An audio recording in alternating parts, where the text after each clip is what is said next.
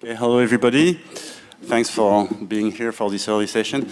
My name is Laurent Husson. I will be convening this session together with Pierre Sepulcre and Peter van der Beek.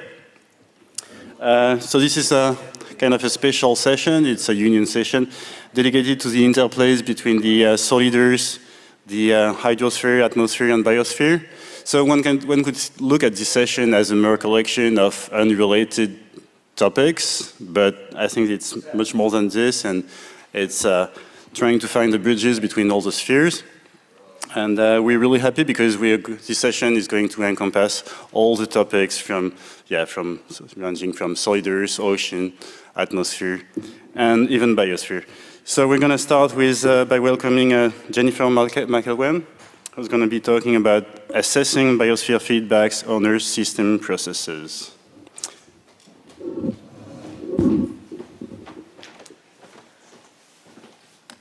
Thanks. So good morning. Thank you for coming to this early talk.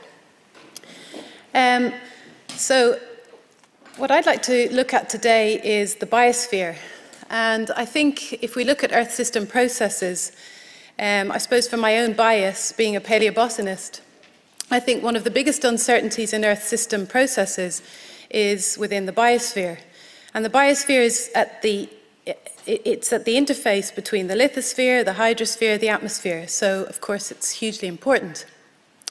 And I think what I'm going to do in my talk today is, rather than give you any answers, I'm hoping to provide some sort of a roadmap to show how we can use the paleo record to inform our understanding of biosphere processes, which has relevance to today and has relevance to Earth system models.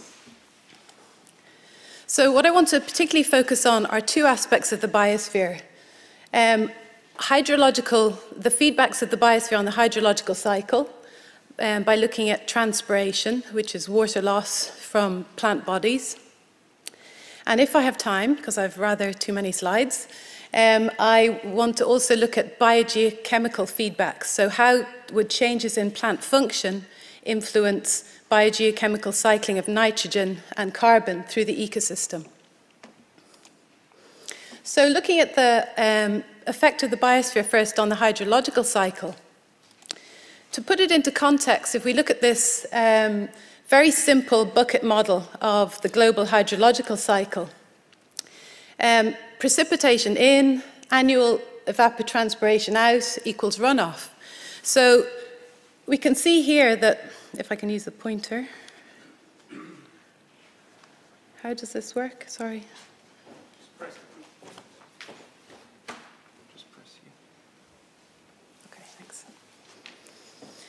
So you can see here that vegetation has a huge influence on the hydrological cycle via evapotranspiration, which is the combination of evaporation of water from land surfaces, unvegetated, and water loss from vegetated surfaces of the biosphere. So any change in the annual evapotranspiration budget is balanced by a change in runoff. So a decrease in this proportion, for example, would lead to an increase in runoff. And runoff into the oceans has big impacts in terms of eutrophication. If we're looking on geological timescales, it can start having influence on organic carbon storage, black shales, oceanic anoxic events. So I want to put it into some sort of a context. If you look at man's global hydrological footprint, it's 9,100 kilometer cube per year.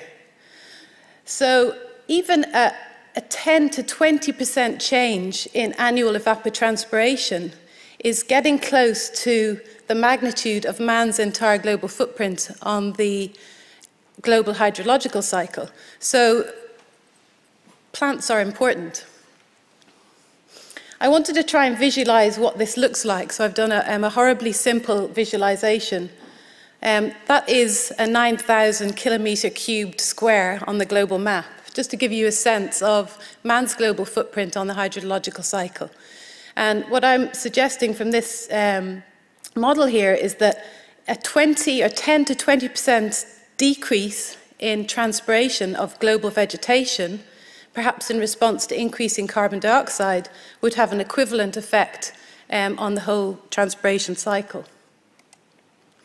So we have to consider what role does transpiration play in this evapotranspiration budget. And this is recent data by Schlesinger and Jaseko. And what they've done is they've looked at different sites across the globe and tried to assess, well, what proportion of the evapotranspiration budget is influenced by plants. Now, on average, it's about 35%. But you can see that in some biomes, some vegetation types, 90% of the water coming from the whole evapotranspiration budget is coming from plants. So depending on where you are in the world, plants can have a greater or lesser effect on the hydrological cycle and a greater or lesser effect at modulating the climate system.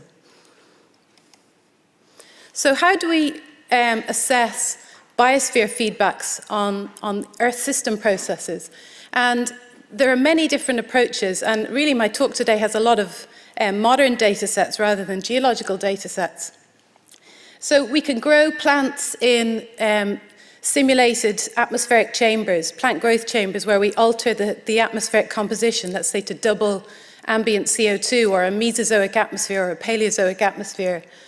There's a lot of data already out there on FACE sites, which are free air carbon dioxide enrichment, and this looks at vegetation responses to a doubling of ambient CO2 concentration, trying to assess how do plants respond physiologically, how do plants respond in terms of water loss, and how will that influence the evapotranspiration budget.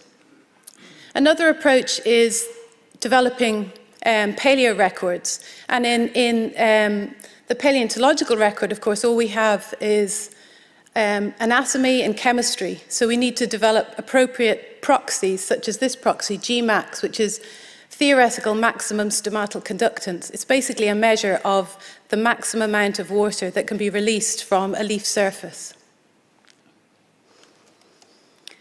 But there are a lot of uncertainties, even in the modern data set. So this graph plots changes in stomatal conductance, GS, as a percentage in response to a 250 ppm increase in CO2. So that would be a simulation of the end of the century or 2050, depending on your climate scenario. If you look at vegetation in CLM responses, so the vegetation model in uncoupled mode, it suggests that globally vegetation could respond by decreasing stomatal conductance of between 20 to 30%. So if you remember back to the hydrological budget, this would have a huge potential impact on runoff. And if you think of it on geological timescales, it could then start to influence the initiation of oceanic anoxic events. However, if you look at Earth system models in fully coupled mode, where the vegetation is coupled to the atmosphere and ocean, it suggests a very modest response of global vegetation. FACE studies, these big experiments where you're subjecting in situ forests to high CO2, also suggest a modest response to increasing CO2.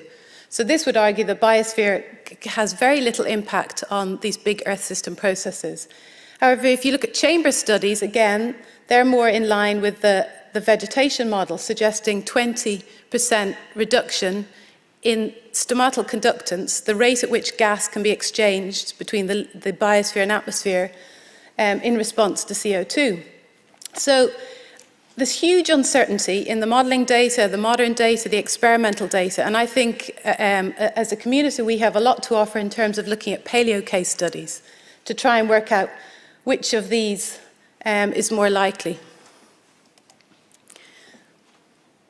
So we have a big project at the moment, which is a model data fusion project where we're working with climate modelers, specifically asking how well do the current vegetation models assess vegetation responses to increasing CO2?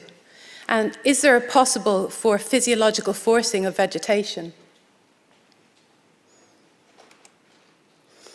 This is output from the community lands model and CLM.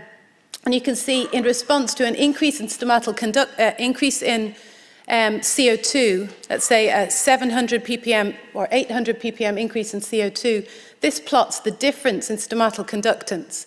And you can see that it's a blue world. And the model is suggesting that stomatal conductance in the future, the rate at which the biosphere can lose water from the system, is going to decrease dramatically. Now, this isn't a new result. There are many climate modelers like Gedney and Betts who've proposed or have published on this type of response. What we're doing with a modern data set and a recent historical data set and the paleo studies is really trying to assess how robust this result is. Because in high CO2, if the biosphere can lose so much less water from the system, then this is going to have an absolutely huge impact on global runoff and loading of the oceans with particulates and nutrients, which can lead to other effects, eutrophication, increased organic carbon burial in the oceans. So what the model suggests is that with increasing carbon dioxide concentration, transpiration, water loss from canopies decreases. Currently, it's suggesting it's a very linear process, but we're trying to look at modern data sets and experimental data sets to see, is it really a linear process or is there non-linearity in the system? The impact then on runoff is that with increasing CO2 concentration, you would expect to see increasing global runoff. So we've many paleo intervals, most paleo intervals in the geological past, where CO2 concentrations are much higher than present day. So these will serve as good analogues for understanding the processes and responses to help predict future runoff responses. So how are we going to try and improve the current vegetation models and improve our understanding of biosphere responses within the Earth system? Well, we're predominantly paleobotanists, so we're using as a starting point a famous historical collection of field sites collected by Jack Wolf in the 1980s and 1990s. And he was interested in developing proxies to look at paleoclimate. But he collected field sites, over 180 field sites from every vegetation type all across the world. And he used the exact same collecting protocol. About 30 species of plants were collected from each site, and all have been archived in the Smithsonian. So we set about, between 2013 and 2015, collecting a subset of 22 of Jack Wolf's original field sites. And this gives us a contemporary climate change data set between the 90s and the modern. This is 30 years of increasing CO2. It's about 50 ppm. And what we're trying to do is look at the vegetation and assess how has modern vegetation in each of the biomes responded in terms of stomatal conductance, a gas exchange, how has each biome influenced transpiration at the biome level, and can we use that data set to improve existing models.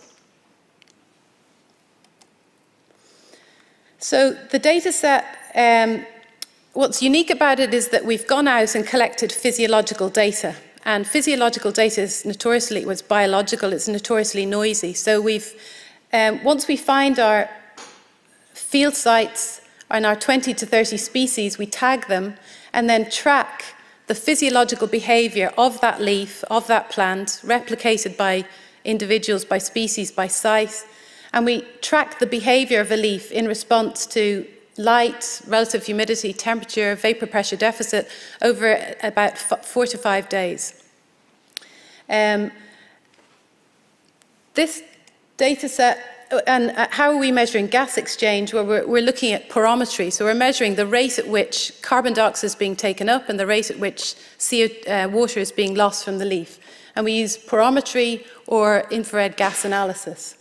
And our measure of interest is this here, GOP, operational stomatal conductance. So this is how species behave in different biome types, in different vegetation types, and looking at a huge global data set, how fast or slow do species lose water from the plant surface. And the reason we're doing this big data set is in order to do the paleo work, we realized there isn't a global compilation of this type of data available in the modern. And the reason is most of the modern vegetation studies are based on crops or very derived angiosperms, which just aren't of interest for the paleo record. So the dataset the modern dataset is now complete. We have sampled over 212 species from 7 of the world's biomes. The only biome that we're missing is the full Arctic. We're focusing only on woody species and woody angiosperms. And the dataset consists of nearly 5,000 unique measurements of plant behavior in each of the biomes. How quickly, this GEOP measurement, how quickly the plants lose water or they exchange gas. So this is the result of a lot of work, about 3 years of field work by my team at University College Dublin. On the x-axis here, I have GS, so the rate at which it's stomatal conductance, and the unit is millimoles per meter squared per second. And what we've done is we've just grouped all the species, all the data into biome types. So you can see that there's a certain amount of conservatism between the different vegetation types, but this really is the first modern data set which describes the behavior of different vegetation types around the world. And why it's important for paleo is it allows us to put the paleo data into a modern context. One surprising find is the boreal forest has a higher gas exchange rate in the summer than, for example, tropical rainforest, based on this data set. If I go back one, this is a modern data set which actually uses porometry and gas exchange and infrared gas analysis to measure plant physiological behavior. But of course, in the physiological record, we don't have access to actually measuring behavior directly. So we need to develop proxies. And the proxy is GMAX. And this is basically a simple diffusion equation developed by Parlang and Wagoner back in the 70s. So the rate at which gas can be exchanged between the biosphere and the atmosphere at the leaf level is a function of the number of pores, stomata, on the leaf surface and their size. And you put it into this diffusion equation and you get the theoretical maximum rate at which plants can exchange gases. So we have plenty of fossil cuticles in the fossil record at which we can extract this anatomical data, plug it into this equation and get a theoretical rate, a maximum rate, at which the biosphere in the past can exchange gas and influence the hydrological cycle. However, we needed to add one more step. This is a theoretical maximum, and field biologists know that plants rarely ever meet this theoretical maximum. You have to basically subject the plant to absolutely unique conditions for it to achieve this, to open stomata fully. So to apply this to the proxy record, we developed scaling relationships between theoretical maximum conductance and actual operating conductance in the field. And just focusing on this bottom one here, typically plants partially open their stomata. They rarely fully open them. And we've discovered for this subset of about 40 species that plants typically operate at 25% of their theoretical maximum. So if you have a fossil, you can look at the number of stomata on the leaf surface, you can measure the size of the pores to work out GMAX, and then apply this simple scaling relationship to work out paleo operational conductance in the geological past. So I'm going to give you a case study right the way back in the Carboniferous. And I'm going to look particularly at this group of plants, the Medulosans. These are extinct. So we have no living analogue for these plants. But you could argue if you're applying diffusion equations and applying a functional proxy, then you can apply this to any plant, whether it's extinct or living. Here's a cuticle of Macroneuropterus. These tiny little things here are stomata. These are actual glands. This is Allothopterus, a cousin, just to show you what it looks like. And you can see here the veins going through this 300-million-year-old cuticle surface here. So what we've done is for about 50 of these species, spanning a 10-million-year interval of the Pennsylvanian, is we've assessed the GMAX of these species. What is their maximum theoretical stomatal conductance? and put it in context of the modern vegetation. You have to make a number of assumptions. These are different types of plants, stomata closed and stomata open, and you apply different scaling relationships. And because these plants are extinct, it's hard to know what to apply. So we've gone with the most conservative approach and assumed that stomata of these extinct plants only open their stomatal pores to half of a circle, basically an ellipse, rather than the angiosperm form here.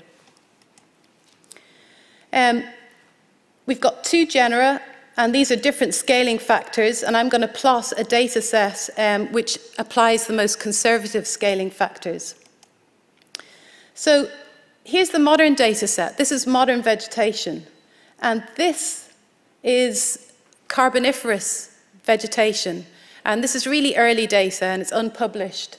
And this is of all of the key species present in a Carboniferous ecosystem. And I'm putting it up here in its raw form, just to demonstrate that we are so often badly influenced by the modern. And in the fossil record, I think as we begin to apply this type of approach, we're going to see lots of examples where the potential of paleovegetation to modulate climate and to influence the global hydrological cycle is much greater than the modern. Because what this shows is that the rate at which Carboniferous plants can exchange gas with the atmosphere is off the scale compared to all modern vegetation. If we just look at the Macroneuropterus and Neuropterus, and this is a much more robust data set, it's still much higher, has higher stomatal conductance rates than all of these modern biome types. So I think what we've got enough proxies now. What we can begin to do is apply the paleo-biosphere models, paleo-vegetation models, and assign a paleo function rather than running a paleo model with a modern vegetation to really assess what rate the paleovegetation can influence atmospheric and climatic processes. We've reconstructed carbon dioxide levels through the Carboniferous. So this is 10 million year CO2 record based on paleosol method and also the stomatal density proxy. And it's a very exciting record. It shows these glacial, interglacial transitions all the way through the Carboniferous with CO2 lows of about 200, similar to the Quaternary, and CO2 highs much higher, up to 600 and 700 ppm. What we're now going to do is take our functional data sets through these glacial interglacial transition and assess at what rate could the tropical forests of the Carboniferous have influenced the whole climate system through this interval. So what I want to finish on is looking at how vegetation impacts can influence biogeochemical cycles. And to do this, we need proxies of ecosystem function in the past. And one of the best proxies we could develop would enable us to fit into this modern ecological space, which is called the leaf economic spectrum. And this is a huge data set by Ian Wright in Australia. And what this graph plots here is photosynthetic rate, so any enzymatic biochemical process, against the proportion of nitrogen in plant tissue, and against this parameter here, leaf mass per area. And this functional space can explain all species all across the globe. And if I explain it in a little bit more simple way, there's two extreme ends of this leaf functional space. A slow return end, this is plants which have low biochemical rates, low photosynthetic rates, low respiration rates, low nitrogen, and they have high leaf mass per area. On the other return is the fast return end. These are basically live fast, die young. They have high biochemical rates, high photosynthetic rates, high respiration rates, high leaf nitrogen, which is quickly recycled back into the ecosystem, and they have low LMA. So if we can develop a proxy for leaf mass per area, because we understand how leaf mass per area is interrelated and correlated with all of these other functional traits of the vegetation, then we have a proxy which will assess, is the recycling within the ecosystem slow, or is the recycling within the ecosystem fast? So your archetypal slow return would be monkey puzzle with a leaf lifespan of about 28 years. And the archetypal low LMA plant fast return would be dandelion, short-lived, high nitrogen, high photosynthetic rates, reproduces quickly, dies, and sets seed. And each of those recycle nitrogen at different rates within the ecosystem. So we've developed a new proxy for leaf mass per area, this important ecological trace that opens up all of this understanding of the functioning of the biosphere. And it's very simple. You take a cross-section of a fossil leaf, this is ginkgo, you measure the cuticle thickness, and we found a very nice scaling relationship between cuticle thickness and LMA. As you increase cuticle thickness, we find that you increase LMA. That makes intuitive sense. A plant which invests a high proportion of tissue which makes it resistant to decay and protected from the elements, thick cuticle, is a high LMA plant. And if you remember, high LMA plants, these return nitrogen slowly to the ecosystem, whereas low LMA plants are fast, quick, and they recycle nitrogen quickly. We've applied this proxy to a starter cluft in East Greenland, the Triassic-Jurassic boundary, and we've applied it to two different elements within these paleo ecosystems. The Bennettitales, down here in this reconstruction, and Ginkgoales. So the Triassic-Jurassic boundary is a well-known mass extinction event. We see huge ecological upheaval in the vegetation, decreases in biodiversity, big ecological upheaval. But what we've wanted to do is add on a functional understanding to this data set. And we've done that by tracking changes in LMA, leaf mass per area, for these plants and these plants. In the early Jurassic, you get a complete ecosystem change, and Ginkgoales become the dominants, whereas in the latest Triassic, Bennettitales are the dominants. And you can look at a leaf and you can assess its transpiration. There's no way of measuring leaf mass per area unless you take a cross-section of the fossil leaves, look at cuticle thickness, and use that as a proxy for leaf mass per area. I'm going to skip to the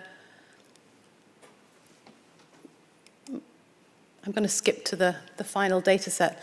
So here we have the Triassic-Jurassic boundary. Here's a CO2 reconstruction of Margaret Steinthor's dossier in the room. This tracks ecological strategy of those two key plant types, the Bennettitales and Ginkgoales. We have relative abundance data based on macrofossils and also pollen of Luke Mander, who's in the audience. And here's the LMA data. So what we've done is we've looked at a community-weighted leaf mass per area before and after the Triassic-Jurassic boundary, because we have all of the elements needed to assess the vegetation functionally. And in a nutshell, what it shows is that leaf mass per area of the vegetation before the boundary is very low. These are low LMA plants. They would have recycled nitrogen very fast through the ecosystem. They would have lost water at high rates. They would have had very rapid photosynthetic rates. Whereas post-boundary, we see this big increase in the LMA of the ecosystem. So what this shows is that the Triassic-Jurassic mass extinction boundary, not only did it cause extinction of species and individuals and result in ecological change, it also fundamentally changed the functioning of the ecosystems, so that post-boundary, these would have been stress-tolerant, long leaf lifespan. The vegetation would have invested a lot into preserving the leaves for a long time, and as a result, everything, all elements would have been recycled very slowly through that system. So it's like going from a tropical rainforest type system to a boreal forest type system. And we can only do that if you can apply these modern proxies to the paleo data. So does this stack up? If you do experimental tests in plant growth chambers like we have in UCD, and expose living plants to high CO2, low O2 atmospheres like we think we're around at the Triassic-Jurassic boundary. This is work of Karen Bacon, who's also in the audience, where she's looking at leaf mass per area of two different plants, ginkgo, which is just here in the background, and Dicksonia, which is here. Plants growing in ambient atmospheres have low LMA. When you expose them experimentally to high CO2 atmospheres, they develop high LMA. So not only do we see this in the paleo record, this change in functioning of vegetation, we can also support it through our experimental findings in plant growth chambers like these at UCD. So in conclusion, I think that the paleo community can add hugely to our understanding of how the biosphere can modulate climate and can influence Earth system processes by developing proxies that tell us about transpiration, proxies that tell us about ecosystem function. And although I think my talk has not provided any answers, I'm hoping that it has provided a roadmap. We need modern biome-level data sets to put the paleo record into an Earth system process of the modern world. We need to develop proxies for ecosystem function in the past. And I think now the fun can begin. We can begin to apply these to really well-constrained intervals at high resolution across mass extinction boundaries, across oceanic anoxic events, to understand, did the biosphere have a greater influence or a lesser influence in terms of Earth system processes at these key intervals in the geological past? Thank you. 45 seconds.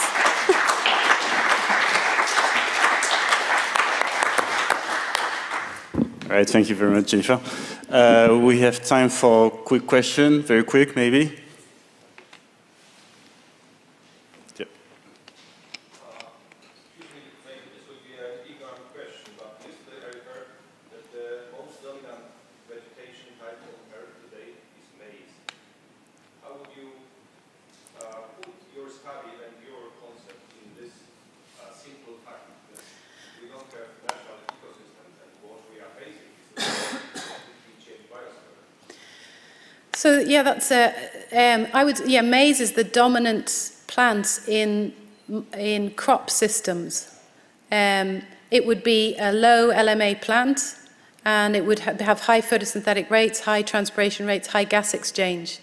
All of our data, we have purposely gone out to the wooded vegetation.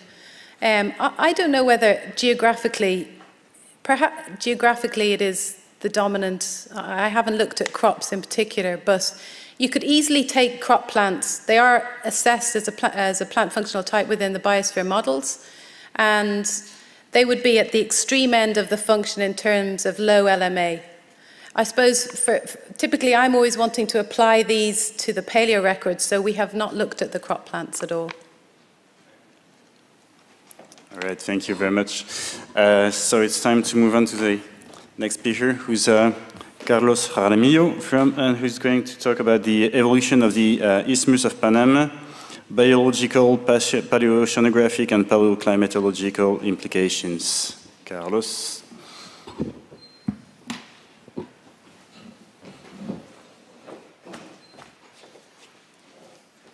Thank you. Well, I cannot. This is the rise of the Isthmus of Panama. I think is a good example of where geology, biology, and the oceans meet together. And even though it's a small event in a geographical space, as I will show you, has profound implications in the history of our planet. So the rise of the Isthmus of Panama is a story that probably you even see in textbooks for high school. This geological event where the rise of the Isthmus of Panama about 3.5 million years ago connected two continents that were isolated for a long time. And there are thousands of papers have really cited this idea of the rise of the Isthmus at 3.5 million years. And you can summarize this with this quote by Lesius many years ago, that there is not a better example of two things getting together than the rise of the Isthmus of Panama. Now, why there are so many people, have so many people being interested in the rise of the Isthmus, even though it's in a geographical space in a very close area, just Panama? Well, because the rise of the isthmus is linked to has been thought of being linked to 4 major events in Earth history. The first is that once the isthmus of Panama goes up, it triggers the onset of the thermohaline circulation. The second is that once the isthmus goes up, that's the trigger for the beginning of the glaciations in the Arctic 2.7 million years ago. The third event is once the isthmus goes up, the Caribbean Sea as we know it today is born. So as you go to the Caribbean, you will see that it's very different from the tropical Pacific Ocean. While the Caribbean is poor in nutrients, the temperature doesn't change throughout the year, and it has a lot of carbonates and corals. The Pacific is really different. It has a season, the temperature changes throughout the year, it's very rich in nutrients and has very few corals. And the reason people have thought that the Caribbean is the way it is because once the isthmus went up, it disconnected the Caribbean from the Pacific Ocean. And finally, the fourth thing that has been linked to Panama is what we call the Great American Biotic Interchange, one of the most amazing experiments of biological invasions, when these two continents that were separated got together. So if you're a biologist, this is a fantastic experiment. If you are a marine biologist, it's an experiment of what happened with two populations that were joined together in the Caribbean and the Pacific get split apart by the rise of the isthmus. And if you are in the continent, it's an experiment what happened with two things that were apart are together. So you find migration of plants and animals going in both directions. And a common theme about this Great American Biotic Interchange is that has been asymmetrical. So, and that in general, most of the animals that we see here in South America were derived from North America. So it's a big asymmetry. Most of the migration happened from the north to the south than to the south to the north.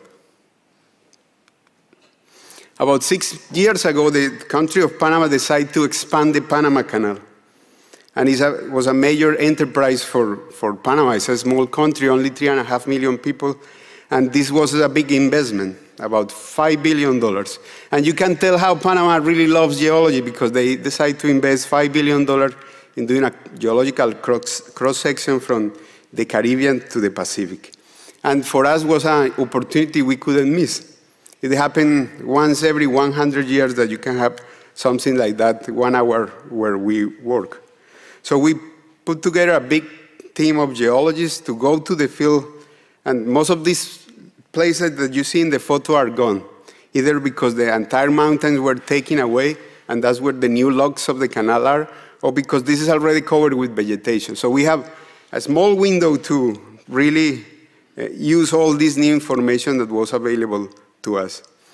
But of course, when we started this work 5 years ago, we didn't want to focus on the rise of the isthmus per se, because when you have almost 2,000 papers citing that the isthmus went up 3.5 million years ago, that's something that you don't want to do again. So we decided to understand the early history of the isthmus rather than the actual final uplift of the isthmus. And we started to use a number of tools that geologists didn't have 20 years ago when this idea of the isthmus was developed also by the Smithsonian in Panama. And one of the first techniques we used was thermochronology, and this is using zircon-crystal today, the exhumation of the rock, when the particular block of rock goes up to the surface. And we did that all over Panama, especially in the canal. And the first thing that we found, as you can see here, is that we didn't see a strong signal 3.5 million years ago. So we saw a big exhumation event at 42 million years, at 23 million years, and 10 million years, but we didn't see anything at 3.5 million years. We also analyzed the geology of the volcanoes we see in central Panama, like the one you see in the photo. And the geology, the chemistry, and the petrography of the rocks themselves show that these deposits, these volcanoes that were 60 million years old, were subaerial. So They were not in a submarine volcano that then went up, but was a volcano that probably was very similar outside the landscape as we see it today. And this is already in the early 16 million years ago. Now we use a technique called provenance analysis. So you take also a zircon crystal from a sedimentary rock, and by dating the crystal, you can tell where this zircon was derived from. And we went to different places in Colombia and Panama. And this line that you can see here is the actual tectonic boundary between the Caribbean plate and Panama and the South American plate. So the actual collision of Panama with Colombia is within Colombia. So we went to places here and also places here. And we used this provenance analysis. What we found is that we found here fluvial rocks on the Colombian side that had zircons that only could come from the Panamanian volcanic arc. And when we date these sedimentary rocks, we realized that there were middle Miocene, about 12 to 13 million years old, showing that by that time this collision had already happened, and there were sediments that coming from Panama into the South American plate. And this boundary that was the ocean that was connecting the Caribbean with the Pacific was already closed. So we think this is how Panama and the connection will look about between 13 and 10 million years ago. So this Central American seaway, the deep seaway along the tectonic boundary between South America and the Caribbean was already closed by 10 million years. And you only have shallow water connections in some other places, but this deep ocean was gone by 10 million years. Now, I'm going to show you what the fossil record, the actual fossil record of Panama, tell us about the rise of the isthmus. So all the fossils I'm going to show you in the next slides come here from the canal basin. And as you can see here, this is part of the center of the Caribbean plate, and it will be part of really North America. So this is the Panamanian Seaway, the deep ocean, and this is South America. And so we'll be looking here about 20 million years ago. Now, when we look at the plants that we find in the Miocene of Panama, and compared to the plants that we find today, also in Panama, and this is by looking at the pollen record, we see that even though there were a deep ocean disconnecting these two areas, the plants had already been able to cross to Panama. So most of the plants in the Miocene of Panama already came from Amazonia, as you can see here. When we look at the vertebrates, like boas, freshwater turtles, and crocodile, many of those suggested that they came from South America. So they were already able to cross this Central American seaway in the early Miocene. Now, the only group that really doesn't show that are the mammals. So when we compare the mammals of the Miocene of Panama, as we can see here, so we have found rhinoceros, horses, camels, everything that you see here come from North America in the Miocene of Panama. The only two things that are from South America are a bat and a monkey. And this monkey is being published this Friday. And this monkey came from South America to Colombia. So in proportion, only 5% of the mammals from South America were here in the early Miocene of Panama. If you compare it with the faunas of today, the mammal faunas of modern Panama, the South American represent almost 60% of the fauna. So you already see a big asymmetry of what happened in the early Miocene compared to today. Now, there are many things that don't fossilize, like frogs and lizards. So we decided to use the genetic record. And we did a meta-analysis of about almost 400 phylogenetic sequences of plants and animals, both in the oceans and in the land. to see when we will see an increase in the migration rate if you are in terrestrial continents, or you see a bicarian, so the splitting of population if you were in the ocean. And as you can see here, this is the migration rate versus geological time. There is an increase, a significant increase in the migration rate around 10 million years ago, regardless of the group you are looking at, either plants or animals. And when we separate the marine taxa from the terrestrial taxa, you still see the same pattern. So also the marine taxa shows an increase in the rate of bicarians about 10 million years ago, as similar as to the terrestrial taxa. Now, once again, just want to remind you that the Central American Seaway, so this deep ocean that connected with the Caribbean, with the Pacific, is along this line that you can see here, between the green and the gray. So that's the actual tectonic boundary between South America and the Caribbean plate, and Panama. And the history of this collision is really linked to the entire history of South America, how South America has been moving toward the west and is colliding with the plates that you see here in the Pacific. The only difference is that because Panama is in the trailing edge of the Caribbean plate, and the Caribbean plate is so thick, all the collisions that happen here along this boundary are registered in the rock themselves. While if you go down here, in all the plates that are here, because all those Pacific plates goes underneath South America, the evidence of the collisions are gone.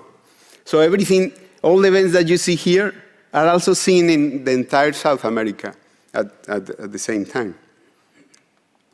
So in general, I can summarize the geological history of the isthmus by 3 major events. One that happened 46 million years ago, but this one, 21, is when really you start to develop the landscape of Central America. So this would be the biogeographic situation of the collision 20 million years ago, when we see extensive land being produced in Central America. So extensive that all the mammals we have here are sometimes the same species that you find in Montana, Florida, or Texas. So by 20 million years ago, you could walk from here to Texas and Florida.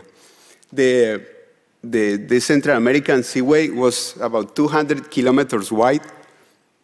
And as you compare it with the modeling that had done before, you could see that it was very similar. Basically the same situation, only that we put a really distance along the Central American Seaway. Only 200 kilometers separate those 20 million years ago. Now, 10 million years ago, the second major event, and something I forgot to tell you, that 20 million years ago, when you see the first major uplift of the Andes from Colombia down to Patagonia. The second major event happened 10 million years ago, and once again, you see the same thing all along the Andes, a major uplift of the Andes all across South America. And by 10 million years ago, we think that the Central American Seaway had already gone. So this collision happened by that time, and you only have circulation of shallow water between both the oceans since then. And it's really the same situation you see in the geography that had been proposed before, that the collision had already happened 10 million years ago. Now, if you are a paleoclimatologist, I think if you haven't done a model on the rise of the Isthmus of Panama, I think you are in a bad situation. So you can see many people have done modelings of the rise of the Isthmus of Panama of the last 30 years. And every year there is a new model being published on the same subject, because it's very interesting. You know, what happened when you disconnect two oceans that are connected, or the opposite. And as you can see in all this modeling, this is the depth of the Central American Seaway in the model itself. So you go from 5,000 kilometers of water depth to 130 meters. And also, you go from 90 kilometers wide to 2,500 kilometers wide. And this always had been assumed to be at 3.5 million years ago. Of course, with Pierre Sepulcre, we did our own modeling and showed the same result as many models have shown before, that once the Isthmus of Panama is up, as you can see here, today versus what happened with the Isthmus is gone, the salinity of the Atlantic, especially in the deep water and in the intermediate water, changes. And once that happens, the thermohaline circulation that we have today is basically gone. And every model that has been published shows more or less the same thing. Something that we did differently here is that we explore the depth of the Central American Seaway. What happens if the seaway goes from 1,000 meters of depth to 50 meters? And Pierre showed in his model that once you cross this you go from 500 to 200 meters of water depth, that in paleogeographical terms is similar to the rise of the Isthmus of Panama. So once you go to shallow waters, the exchange of water between the Caribbean and the Pacific is not enough to affect the thermohaline circulation. So in other words, if the seaway is deep, you don't have thermohaline circulation. If the Central American Seaway is shallow, you have thermohaline circulation. Now, how do you test that in the actual empirical record? So we use neodymium. There is a good tracer to see if you have waters coming from the Atlantic or coming from the Pacific, because the Pacific is surrounded by volcanoes, has a lot of neodymium, while the Atlantic doesn't. So it's a good tracer of if the waters are coming either from the Atlantic or the Pacific. And here we went to the Caribbean Ocean, to one of the ODP drillings in the middle of the Columbia Basin. And this line that you can see here is the neodymium values. And if the neodymiums are in this region, it's because the waters are from the Pacific. And if the neodymium are in these values, it's because the waters are, let's say, from the Atlantic. And as you can see, it's the same thing we have seen with the other data. Once you go from 12 million years to 10 million years, the water starts to be derived from the Pacific toward being waters derived from the Atlantic, showing the same thing we have shown with the geology and also with the genetic data. But the 10 million years is really the trigger to the rise of the Isthmus, the real rise of the Isthmus of Panama. And when you compare with the evidence that we have of when the thermohaline circulation has been, since when the thermohaline circulation has been operated, I think the two data sets match very well, because there are many evidences that the thermohaline has been going on at least for the last 10 million years.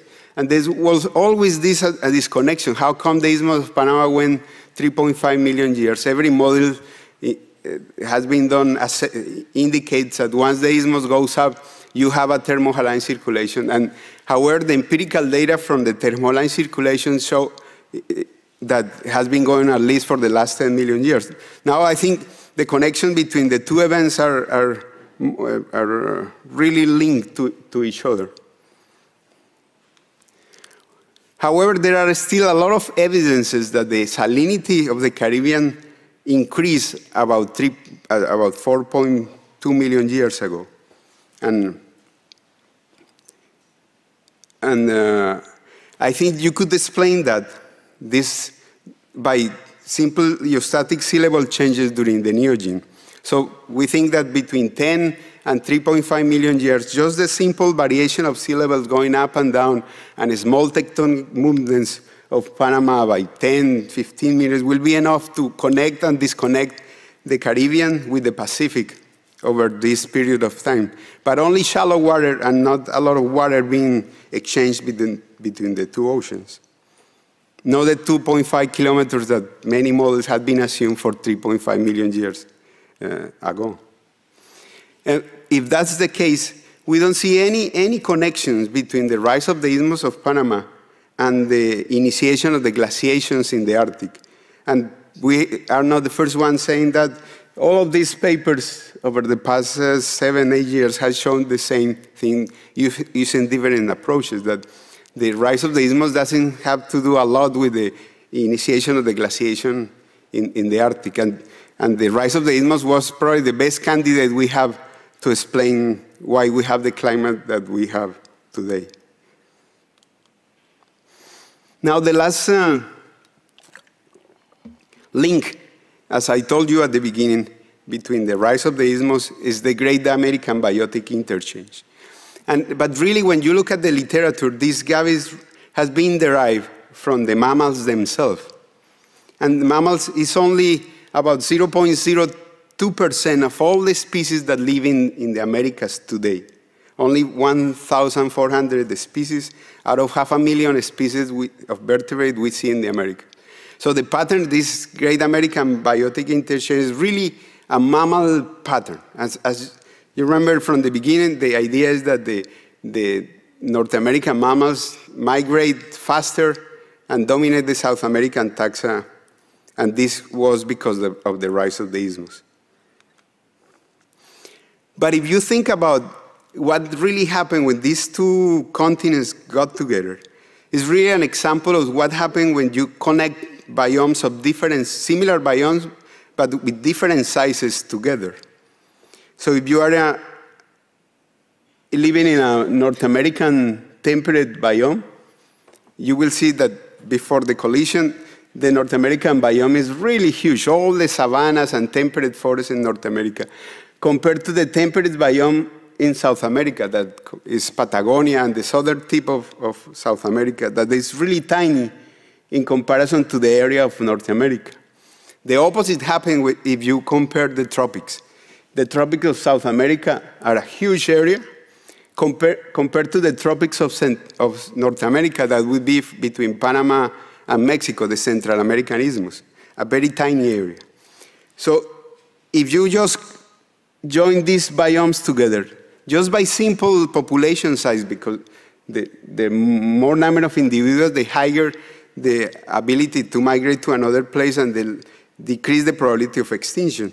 Just by putting these 4 biomes together, the prediction would be that the South American taxa will dominate the North American taxa in the tropics, and the temperate mammals will dominate from North America, will dominate the temperate mammals of South America because the difference in biome size. And this is in fact what it happened. So in these 2 panels, what you see is the proportion of mammals today, living in the Americas today, that are separated by either coming from North America or coming from South America. So each of these is a pixel that represents a proportion. And here in this panel are the South American proportion, and here the North American proportion. And so if the color is red, red is because the proportion is very high. If the color is green, it's because the proportion is very low. So as you can see here, the mammals of the tropical taxa are really dominated by South American taxa, while the temperate taxa are really dominated by North American taxa, here in North America and in Patagonia. So it shows you that if you think about the mammals again, if you think about the temperate mammals, indeed the direction of migration was from the north to the south. But if you think of the tropical mammals, the direction was the opposite, was from the south to the north, showing that really the size of the biome is one of the major drivers of this biological exchange, rather than just the rise of the isthmus of Panama and the North American taxa being more competitive than the South American taxa. And also, when you see when the actual migration happened, you see that the fossil record shows that it's not really at 3.5 million years, but at 2.5 million years, almost 1 million years later.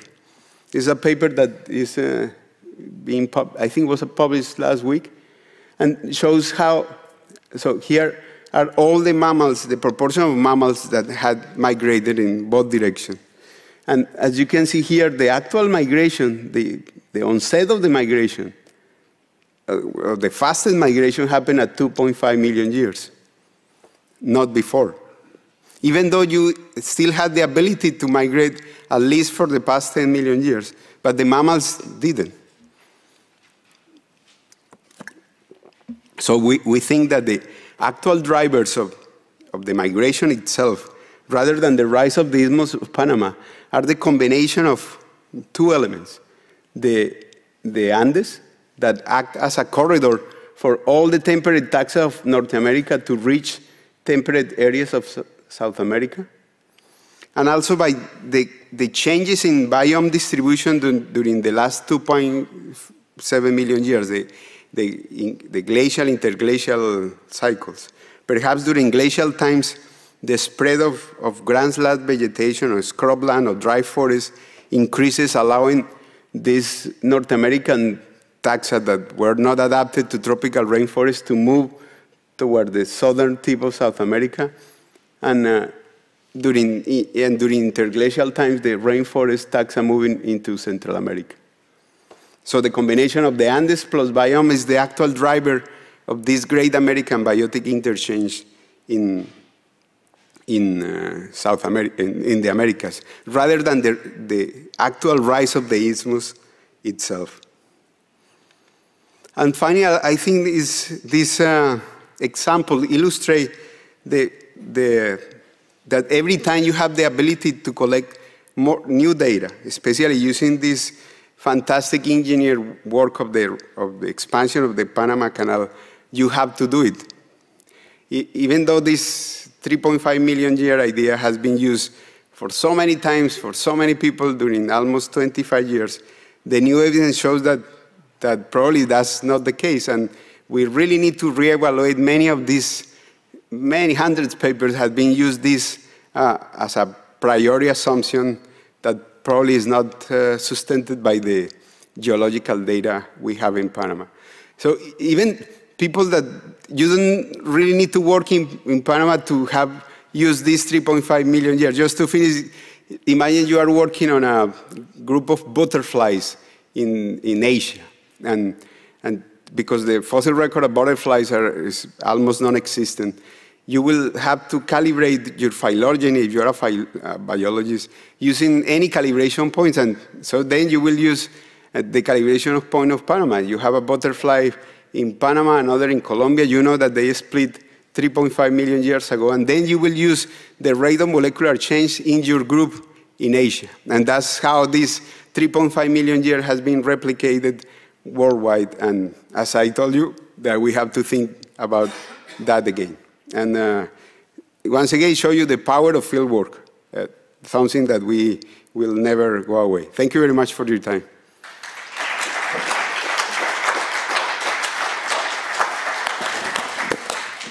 Thank you very much, Carlos. Any questions from this inspiring talk? Yeah, please.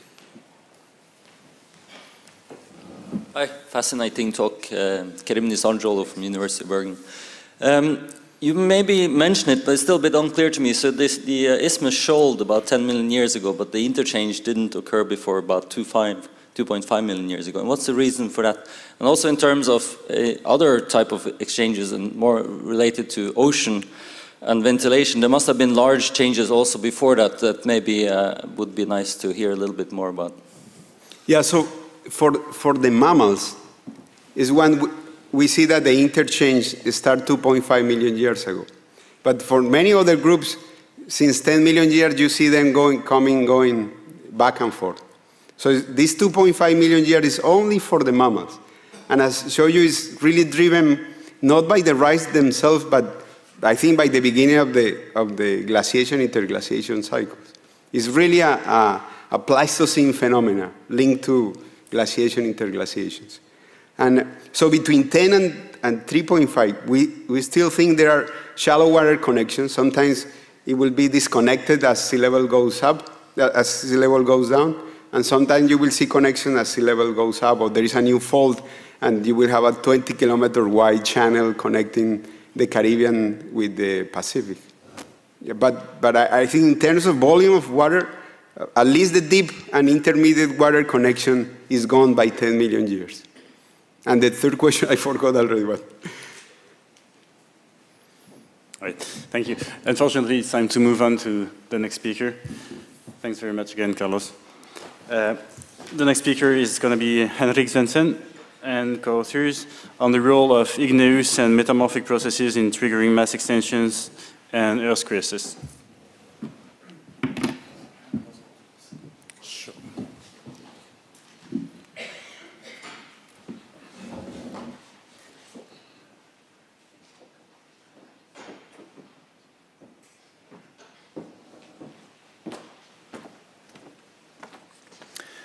Good morning. Thanks for the invitation to give this presentation. Thanks for you for coming. I actually reorganized my slides last night, kind of late last night. I probably shouldn't have done that because I've swapped my title page with a talk I'm giving after lunch today. But fortunately, this is the only slide that shouldn't be here. But the topic is still the effect of solid Earth degassing on mass extinctions and rapid environmental changes.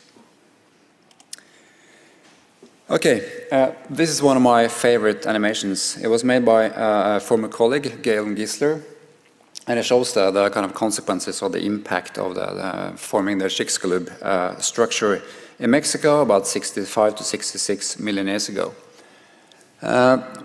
When this story was first published by the Alvarez Group in 1980, it changed quite a few things when it comes to understanding of mass extinctions. The public all of a sudden got interested in mass extinctions, and also a lot of researchers got interested in extinctions. And then, of course, impacts became a really, really big thing. But there's another really, really big thing when it comes to mass extinctions, and that's large igneous provinces. And these large igneous provinces, or LIPs, which we call them, have been associated with extinctions since the early 70s. But then with the Alvarez Group arrived with the impact theory, it kind of swapped away all the foundations for linking extinctions to large igneous provinces. A little bit about LIPS. This is a figure by Trond Thorsvik, is a colleague at the Center of Earth Evolution and Dynamics at the University of Oslo. He's linking LIPS to processes occurring at the core mantle boundary. And this figure is a reconstruction showing the positions of LIPS related to Gondwana, and also the positions of low shear velocity zones at the core mantle boundary. And it seems to be a fairly good agreement between these two. So the idea with the large igneous provinces is that they are sourced from the core mantle boundary, and that plumes are connecting these deep structures with the surface. And of course, when these magmas enter the surface, they enter the crust and forming sills and dikes, and then lavas and pyroclastic deposits at the surface. So, when it comes to extinctions, large igneous provinces and impacts, what does the record tell us about? Well, we have the big structures. We have the time scale. We have the Paleozoic, the Mesozoic, and we have the periods with the Permian, Triassic, and so on that you all know about. And of course, all the boundaries, the major boundaries, are defined by these big events with extinctions, with global warming episodes, and so on. And really the big question is, what is the trigger, what is the link between these major episodes and changes in Earth history and the triggers, geologically speaking? Also interestingly, of course, is that when it comes to impacts, it's only the KT boundary that is currently associated with impacts, and all the other extinctions are related in time with large igneous provinces. But then again, what is the direct link between LIPS and environmental crisis? And that's a topic that I've been studying for 10-15 years. It's not a simple question, of course, and the answers are kind of complicated. So I would like to continue now with zooming in on the end Permian event. So what do we know about the end Permian event? Is the biggest mass extinction related to 95% demise of species. And what we know is that it was associated with a degassing of carbon-12 enriched gases, CO2 and or methane. And the interesting thing is that this degassing cannot be explained easily by conventional basalt degassing. And that's because the flux of basalt degassing is too low and that it contains too heavy carbon, which can be seen in this diagram down here by Q and Kump from last year, that the mass of carbon ejected into the atmosphere, and when you look at the carbon isotope anomalies in proxy data, the volcanic CO2 is too heavy, isotopically heavy, to explain carbon isotope excursions, because it has a value of about -8, and you need really large amounts of carbon to explain carbon isotope excursions with volcanic CO2. It's much easier with carbon coming from organic matter, thermogenic methane, and also biogenic methane. You need lesser volumes to explain the same type of carbon isotope excursions in the geological record. And of course also at the PT boundary, the atmospheric CO2 concentrations rose really high, depending on which models you take, but still we're talking about a rise of maybe several thousand ppm CO2 in the atmosphere. The role of SO2 in the solid earth degassing and in the end Permian is unclear. If there was substantial volcanism, we could expect that SO2 was emitted to the atmosphere, and that there should have been an associated global cooling related to SO2 being ejected into the stratosphere. The thing is, there is no record of cooling at that time period. A major challenge is that when you look at proxy data, the resolution is typically in the 1,000 years range or more, meaning that you might only have one data point or a few data points across a 10,000 year time period. And of course, if you have degassing from volcanic eruptions, those perturbations and anomalies will disappear after a period of, let's say, 10 years maximum. So the big thing here is if there was any cooling related to SO2, would you even see it in the proxy data records? Probably not. Short-term events are kind of invisible in the records. You get like an average signal when you look at proxy data records. Another big thing with the Permian is the relationship with extinction on land and in the marine realm, in the oceans. Did the same extinction mechanism operate on land and in the oceans, or was it totally unrelated issues? For instance, on land, we have the global warming forcing, and also atmospheric effects related to ozone levels. And in the oceans, the extinction is related to oceanic anoxia, which is in a way connected to CO2, but also to ocean currents at that time. So the pattern is fairly complicated when you compare the different reservoirs and the effects in those.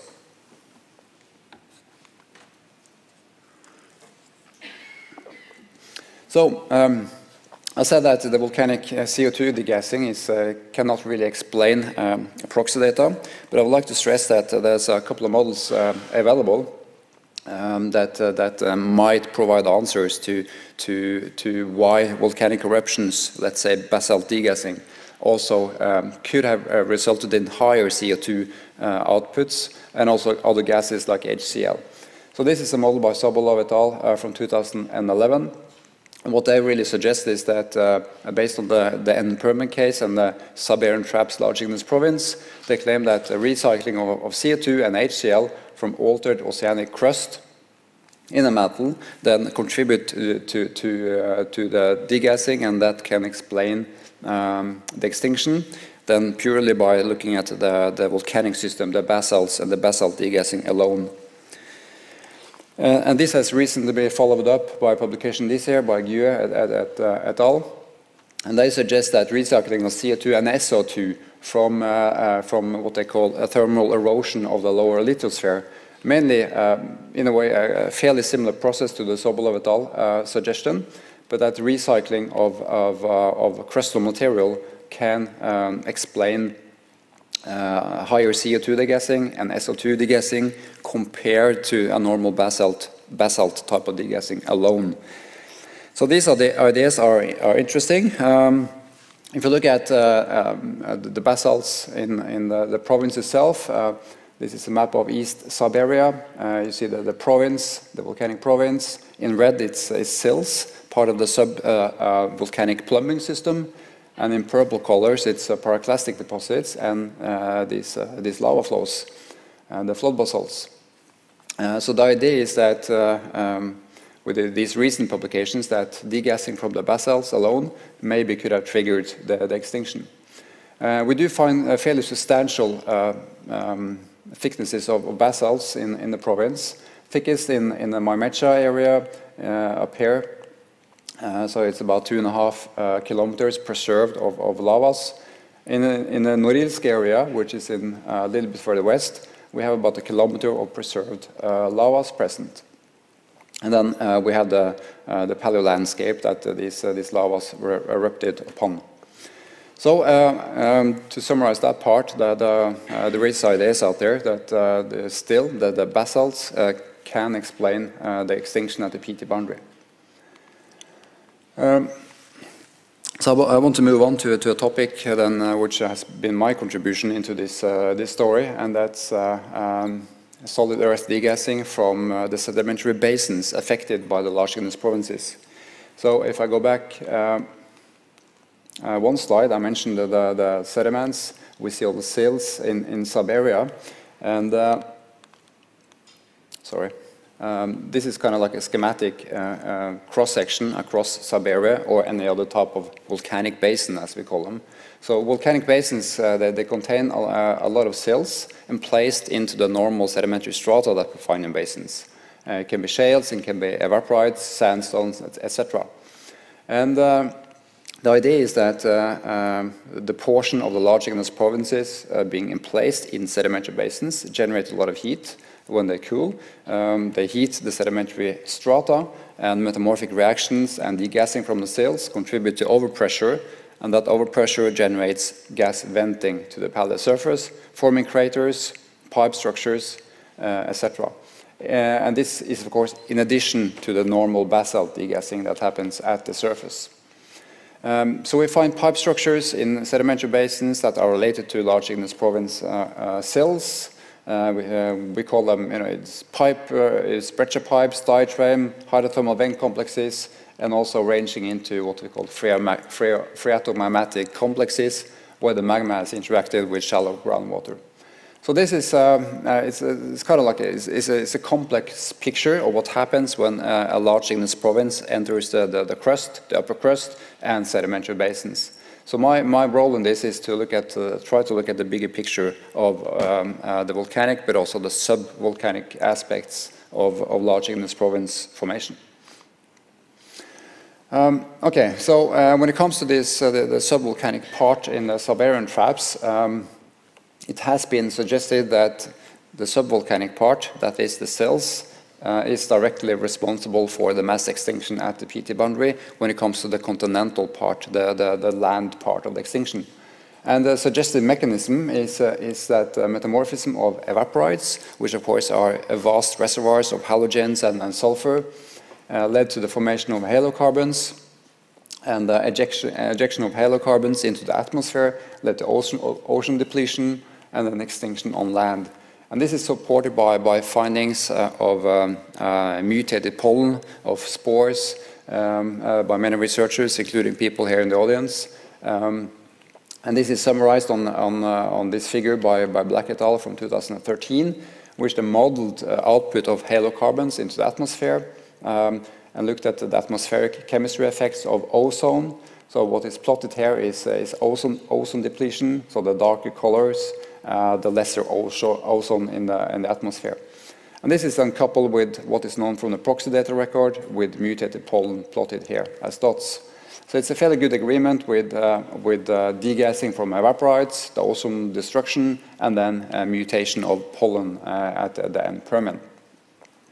The thing is, when you look at the details on what this model is based upon, that is the degassing from the basins in Siberia, there's not that much data available, and this idea is basically from a paper I wrote in 2009, where I did experiments with salts from Siberia in the laboratory, heated them up in a GC, and then looked at the gases being generated.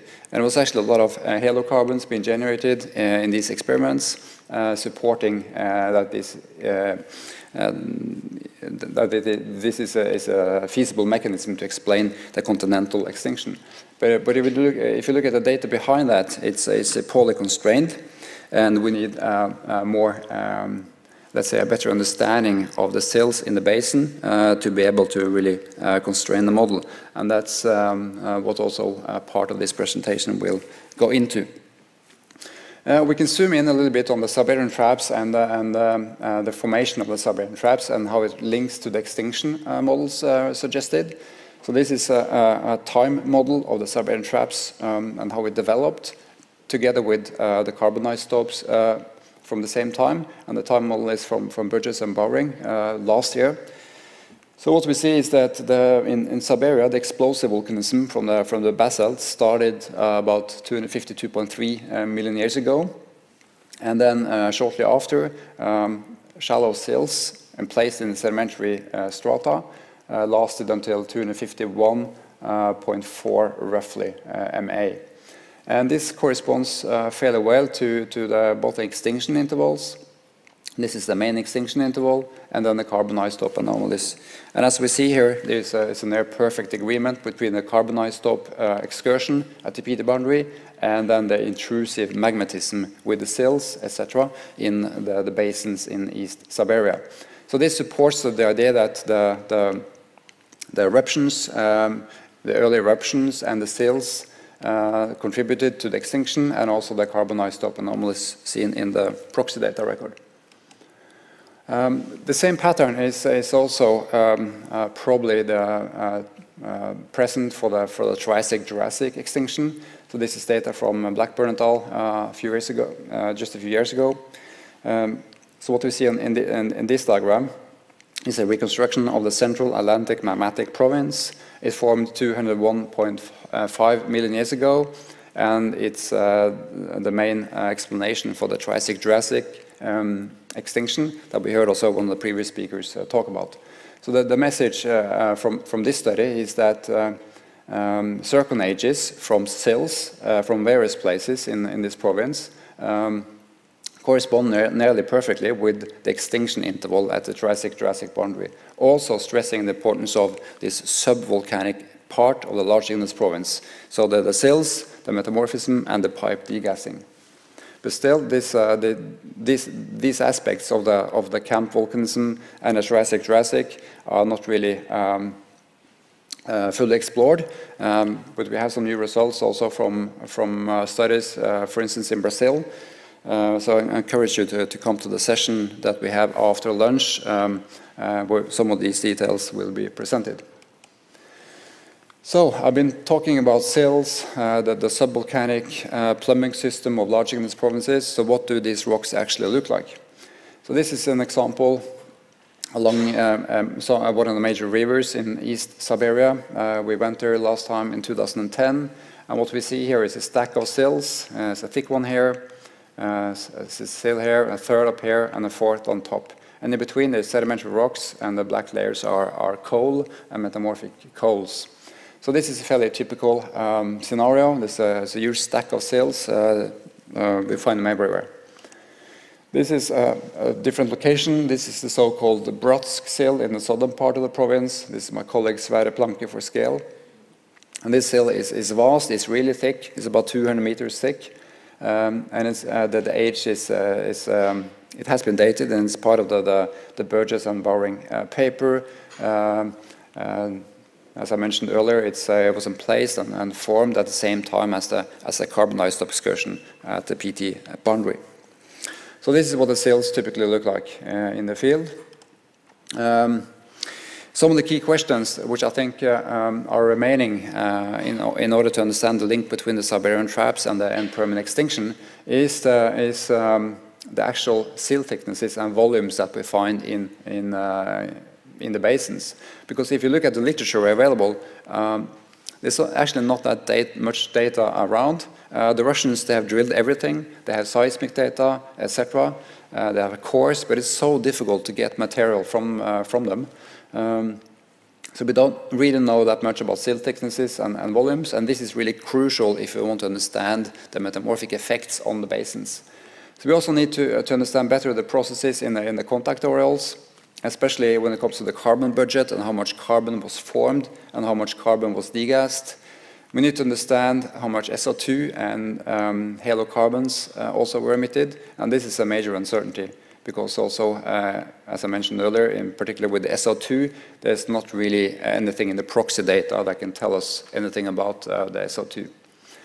The fate of the generated metamorphic gas is, of course, a major issue. Did it get stuck in the subsurface, or did everything get vented to the paleo atmosphere? I'm also really concerned about the role of the petroleum reservoirs, because in East Siberia we know that the petroleum system was active during the Permian, and that the silts also affected petroleum reservoirs. And this part is really hard to quantify, because the petroleum is of course localized in particular areas, and it's hard to understand the big picture when it comes to how the silts affected petroleum reservoirs. And of course, finally, if you want to understand the paleoclimate and the extinction, we need to have fluxes that can also be used in Earth system models.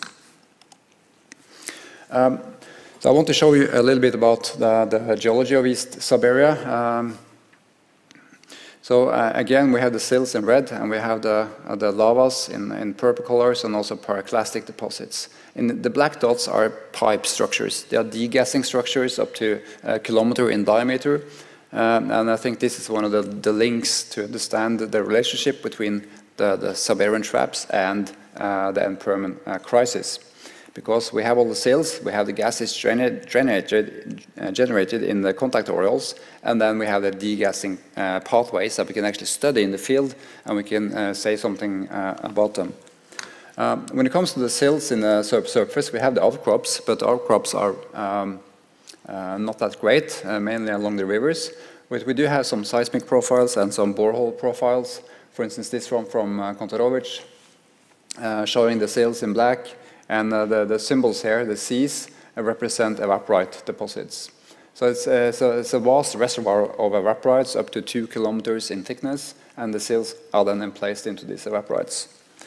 We can move on to a different profile a little bit further south, and we have the same story. We have the evaporites and we have the silts. And a third profile in a slightly different direction. Again, we have silts and we have thick deposits of evaporites. Yeah. So the question is it possible to get samples from some of these systems? Is it possible to get seal data? And also to get the contact oil data from boreholes. And this is work in progress. I have some colleagues at the Moscow State University, and they have access to a petroleum industry borehole, and we have access to this database. At the moment, we're looking at almost 300 boreholes to get better statistics of silts, their thicknesses, and distribution within the sediments. And this is simply a stack of some of the boreholes.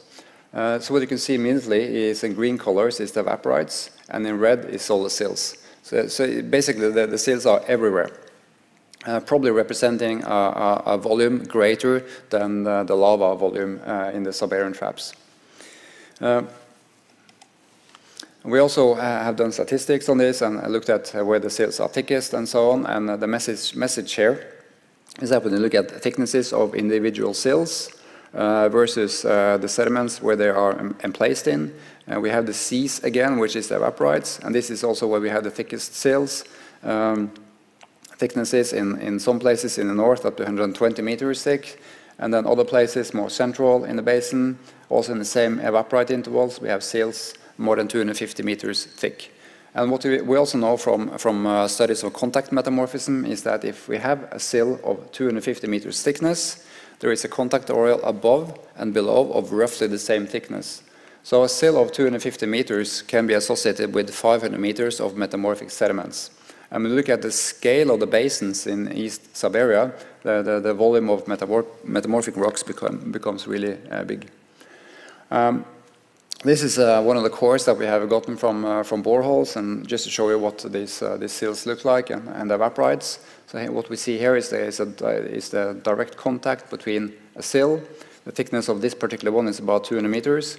And then we have halite here and anhydrite, which is all the white stuff. And then we have veins with halite going into the dolomite. So this is a fairly typical picture of what we see when we look at the rocks in Siberia. And then, of course, we can look at the minerals, the phases. We can look at phase diagrams. For instance, when you heat a dolostone or a sediment-rich in carbonate and let's say evaporite minerals, we have prograde phase reactions. We have brucite that break down to periclase, dolomite to calcite, etc. And then we can look at what we find in the field and then compare with phase diagrams to constrain the temperature history and also the devolatilization history. So these microprobe pictures are simply examples to show you in the upper part phase assemblages saturated with sulfate, with gypsum and anhydrite, and in the lower part phase assemblages saturated with halite. So it's basically pyroxenes growing in halite. Okay, so what we're doing at the moment, and this is work in progress, is to use some of the data from the boreholes and to constrain the metamorphic evolution by 1D thermal oil models. And this is just one example that we have the boreal lithologies in the borehole. We have all the sills. In this particular borehole is 1, 2, 3, 4, 5 thick sills going down to about 4 kilometers. So it's really, really deep boreholes. And what we're doing with this is to use the total organic carbon contents of the sediments, and then we can also calculate in green here the theoretical organic carbon content. And then we can quantify how much organic carbon was lost and transferred to gas by using the vitrinite EC-row model that we can put into this. On the right-hand side, we get quantified the amount of CO2 produced from organic reactions, but also from carbonate breakdown. So we can both look at the inorganic and organic phases. This is just one example of output from the model. In this case, it's organic CO2 production, cumulative versus time. And then this is work in progress, as I mentioned. So the idea is to use this on a wider scale and then to quantify the gas production based on the specific case calibrations.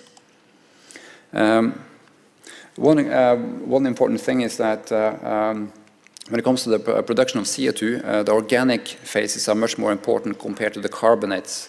And that's because if you want to devolatilize carbonates, you need temperatures roughly above 400 degrees, and that only takes place in a narrow zone close to sills, whereas the organic content is much more sensitive to temperature, so you can generate more CO2 from the organic stages. I mentioned earlier the role of petroleum reservoirs. This is one case where a thick sill has inclusions of dolostones, which is sedimentary rock, saturated with oil. So it's definitely, we have examples where there is interaction between dolomite or the sills and petroleum reservoirs. We also find this in the field. In this case, it's a fairly wide dike that we find along one of the rivers. We have sediments next to the dike, it's dolostone, and then you can see the margin of the dike. And I can zoom in on this particular brown spot along the outcrop, and what we see here is a metamorphic rock. It's now consisting of mainly calcite, and then all the brown veins are oil veins.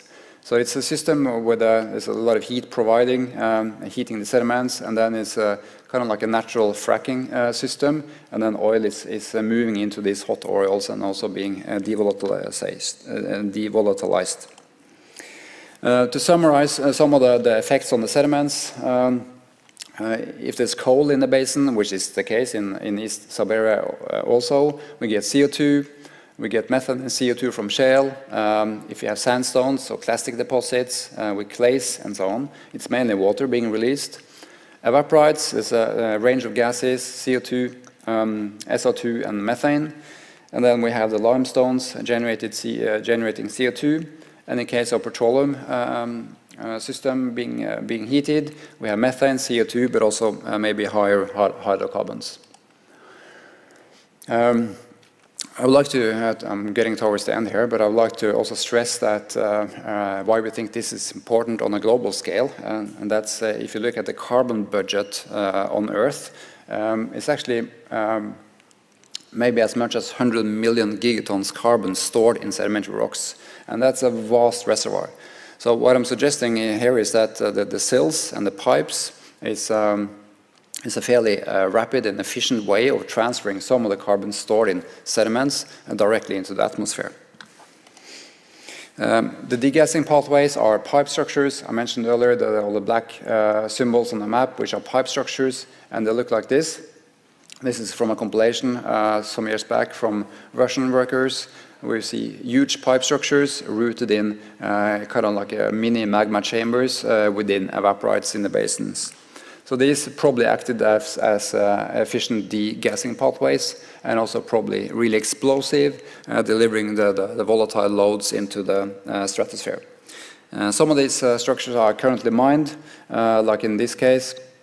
What is in the middle of this open pit is one of the circular structures, and they mine it for magnetite, which also shows stresses the link between a large-scale fluid flow in the basins, petroleum reservoirs, and also the mobilization of metals by the brines derived from the evaporites. This is one of the last slides. So I've been talking about LIBs and volcanic basins and the East Siberia case in the Tunguska Basin. I would like to stress that this is not the only case where this type of sills degassing system works. So it has been applied to understand the mid-Permian extinction by sills in the Sichuan Basin, by colleagues in Grenoble.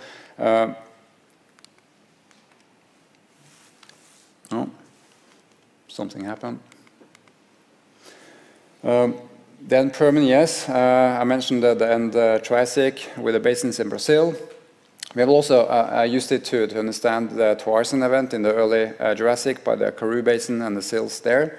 We are applying it to the Cretaceous oceanic anoxic event by the high Arctic large igneous province that formed at the same time. And lastly, the Palestinian thermal maximum by the activity in the Northeast Atlantic volcanic province. So I'll summarize by saying that likely that solid Earth degassing is responsible for both extinctions and also rapid climatic changes. I would like to stress that the end Permian and the end Triassic extinctions might be explained by evaporite metamorphism, because these are the two biggest extinctions and the only basins affected by sills which are rich in evaporites.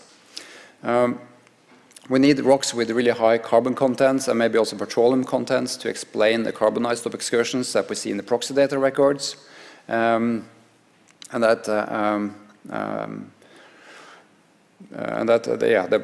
products of evaporite metamorphism, including the halocarbons, might explain the proxy data records at the end Permian with the breakdown of the ozone layer and then the mutated pollen. Thank you.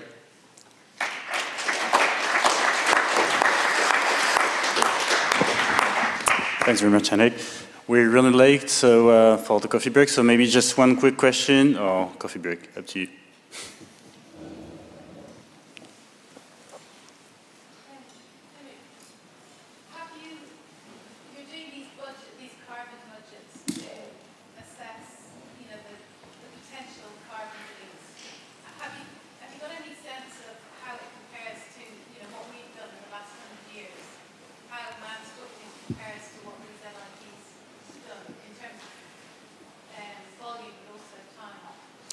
Yeah, so the question was how this compares with the present day situation. I think the best constraints that we have are probably from the PETM and what people talk about there based on carbon cycle models and simulations is that what is happening today is likely at least 10 times higher than at the PETM.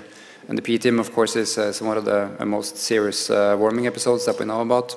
And the situation is probably also fairly similar for the end Permian. So we're talking about carbon fluxes of, let's say, a gigaton per year, or at least within that range. Okay, so thanks again to Jennifer, Carlos, and Henrik. And we shall reconvene at 10:30 here in the same room for 3 more talks. So we shall start again this session about interplays between the solid Earth and the hydrosphere, atmosphere, and biosphere, with the talk of Anna van der Heid. Anna will talk about the impact of southern ocean gateways on the Cenozoic climate evolution.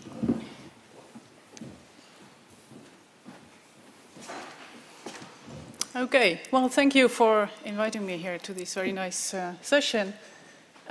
I would like to particularly mention 2 of my collaborators who actually did most of the work I'm going to present here. This is Jan Fiban, a postdoc in Utrecht, and Michiel Baatsen, a PhD student in Utrecht. So, yeah, this does work. What I'm going to talk about is the Cenozoic climate evolution in connection with the gateways, particularly in the Southern Ocean. And this picture you have probably all seen many times already. This is what we know about the Cenozoic climate evolution, basically. So this is a compilation of globally distributed deep sea records of oxygen isotopes. And what we all see is that this period starts out with a very warm period, and it ends with a relatively cold period, the so-called icehouse world. And somewhere in between, there are multiple steps. Well, the most prominent one of the Antarctic ice inception at the Eocene-Oligocene boundary, but there are other ones as well. In the Miocene, there was a sort of a warm period, and then again a big expansion of Antarctic ice sheets. While the Northern Hemisphere ice expansion occurred much later, but it also sort of adds to this general cooling trend here. While this is not a linear trend, but simply many different steps in there. There have been many different hypotheses why this ice inception on Antarctica would occur. And the oldest one, I think, and the heavily debated one also, is already from 1977, that said that, well, the inception of the Antarctic ice sheet was closely related to the fact that the Southern Ocean gateways, like Drake Passage, and here the Tasman Gateway, opened such that an Antarctic circumpolar current could occur, and that would be crucial in setting, well, cooling Antarctica, actually. There is another hypothesis more recently that said, well, it's maybe not so much the gateways, but it's more a drop in CO2, because ice models showed that when you drive an ice model by different CO2 levels, you slowly decrease it. At some point, you grow small ice sheets, and they become a little bit larger after a while. But once you reach really a threshold, you get quite large ice sheets that all of a sudden merge together 2 in 1, and really you get a rapid expansion of ice volume on Earth. So it could also be that it's only a small reduction in CO2 if the world is close to this threshold. And when you look at the CO2 record here, well, it is going down over the Cenozoic. This is what you at least can see. This line here is the model-determined threshold for Antarctic glaciation, and it sort of fits into the range of CO2 values that have been measured for the Eocene-Oligocene boundary. So it is possible that this plays a role as well. Now, we all know that the world usually is much more complicated than one effect only. So probably there is a combination of many factors playing a role in this inception. And what I'm going to focus on here is that this Antarctic circumpolar current that exists today is, of course, it is a major feature of the ocean circulation today, and it is the biggest current on Earth, the strongest current on Earth, and it has, well, wide consequences for all kinds of biological productivity and cooling and temperature distributions, and even the North Atlantic meridional overturning circulation is sort of affected by that. And what is also clear is it has developed over time. So in the Eocene, there was definitely there shouldn't be an ACC present simply because of geometric constraints. So when these gateways are closed, you cannot develop an ACC. So it's still relevant to ask, what is the impact of a developing ACC? And again, as we see that the world is more complicated, it will not be the question of a present ACC or a non-ACC, but there are steps in between. I mean, how strong does it need to be before you feel any climatic impact? Probably there were different steps with maybe a weak one or only through flow to some gateways, but not a deep-reaching, fully developed Antarctic circumpolar current. And another question that is interesting to ask also is Antarctic ice growth possible when there is no ACC? So maybe there is sort of a preconditioning necessary of the climate system before you may reach this CO2 threshold. Now, what I'm going to focus on is the impact of these two Southern Ocean gateways on the dynamics of the ocean circulation. And I'll go through rather idealized model simulations for the present day, also to simply isolate the effect of the drag passage on the sea surface temperature. I'll expand that then with different resolution and a fully coupled model, so we'll see what happens if you couple the ocean to an atmosphere, if you still see the same effect. And in the end, I'll show you also first results of a realistic Eocene continental geometry and how we can assess the uncertainty in there and what effect this has on the ocean circulation. So really the classic ocean gateway experiment is using the present-day continental geometry and closing drag passage. And there are many, many studies that did this already, and they all see, well, more or less similar effects. They see some warming in there. I'm going to present another one here now at using the Parabol Ocean program, the POP model. And, well, this is forced by present-day climatological forcing. Very simple, it uses mixed boundary conditions, as many ocean-only models do.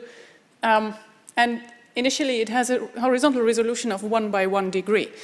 Now, I have to mention here that most of these earlier studies, and all paleo studies, usually use relatively low horizontal resolution. I mean, sometimes even lower than this one, like 3 degrees or these kind of things.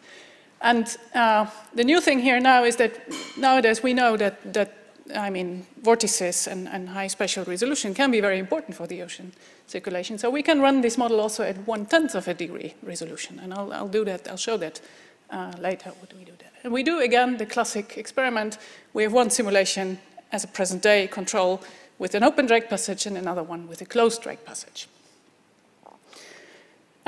Now, this is of the 1 degree resolution simulation, the result of sea surface temperature response. So what you see is that this is the difference of the case where drag passage is closed minus the one where it is open. And you clearly see that when drag passage is closed, it is warmer around Antarctica, and quite considerably warmer. I mean, a few degrees. It is very localized here around the Antarctic coast, but you see a clear warming in there. And we can also understand why that is if we look at the flow. Now, what you see here now is something that is maybe only familiar to oceanographers. This is the so-called barotropic stream function, and that represents the flow of the oceans. So the vertically averaged flow, basically, and if you draw these lines, for example, then you can draw some arrows on there that indicate the flow direction, actually. And what you see when drag passage is closed is something that develops in all oceans in the polar regions when you have a boundary. This is the so-called subpolar gyre. It goes around here, so you have wind driving the flow there, and at some point it needs to go back. simply. And you have the subtropical gyre here as well that flows the other way around, basically like that. Now, when you open Drake Passage, it turns out that most of these streamlines in the subpolar gyre, they turn into the Antarctic circumpolar current. So they no longer can transport warmth from these latitudes to the Antarctic coast. So it's very clear why this warming occurs when you close Drake Passage. Now, I mentioned that already. In the meantime, it is well known that the ocean is not a slow and laminar flow, but it's very turbulent. And in particular, in the Southern Ocean for the Antarctic circumpolar current, it is important to represent these eddies and vortices in the correct way. So therefore, this has been shown for the present day also, that when you use a high resolution, that you get many of these eddies and vortices, a lot of structures in there that, of course, also affect transport of properties of heat and salt and nutrients, and upwelling is different in these eddies. And so all kinds of dynamics is represented in this higher resolution. So we thought, well, let's do the same experiment at a higher spatial resolution. And this is the result. We have, again, a Drake Passage open and a Drake Passage closed experiment, forced with present-day conditions at a 1/10 of a degree horizontal resolution. And again, here, this is the difference in sea surface temperature between Drake Passage closed minus Drake Passage open. And you see, again, this warming. Although there are also some differences. I mean, you see, of course, much more local small-scale structure, but you also see that there is some peculiar warming here at the somewhat higher latitudes.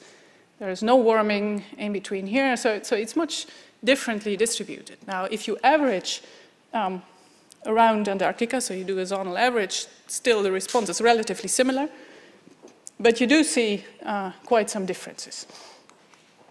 Oh yeah, and I think I have to say here that this, of course, is becoming important when you start comparing simulation models with really data, because, of course, paleo data, they come from single cores, and then it depends whether you resolve these localized points or you don't. Now, what does this warming is basically the ocean heat transport, and now this is a somewhat complicated, many curves on here of the meridional heat transport, so it's only integrated.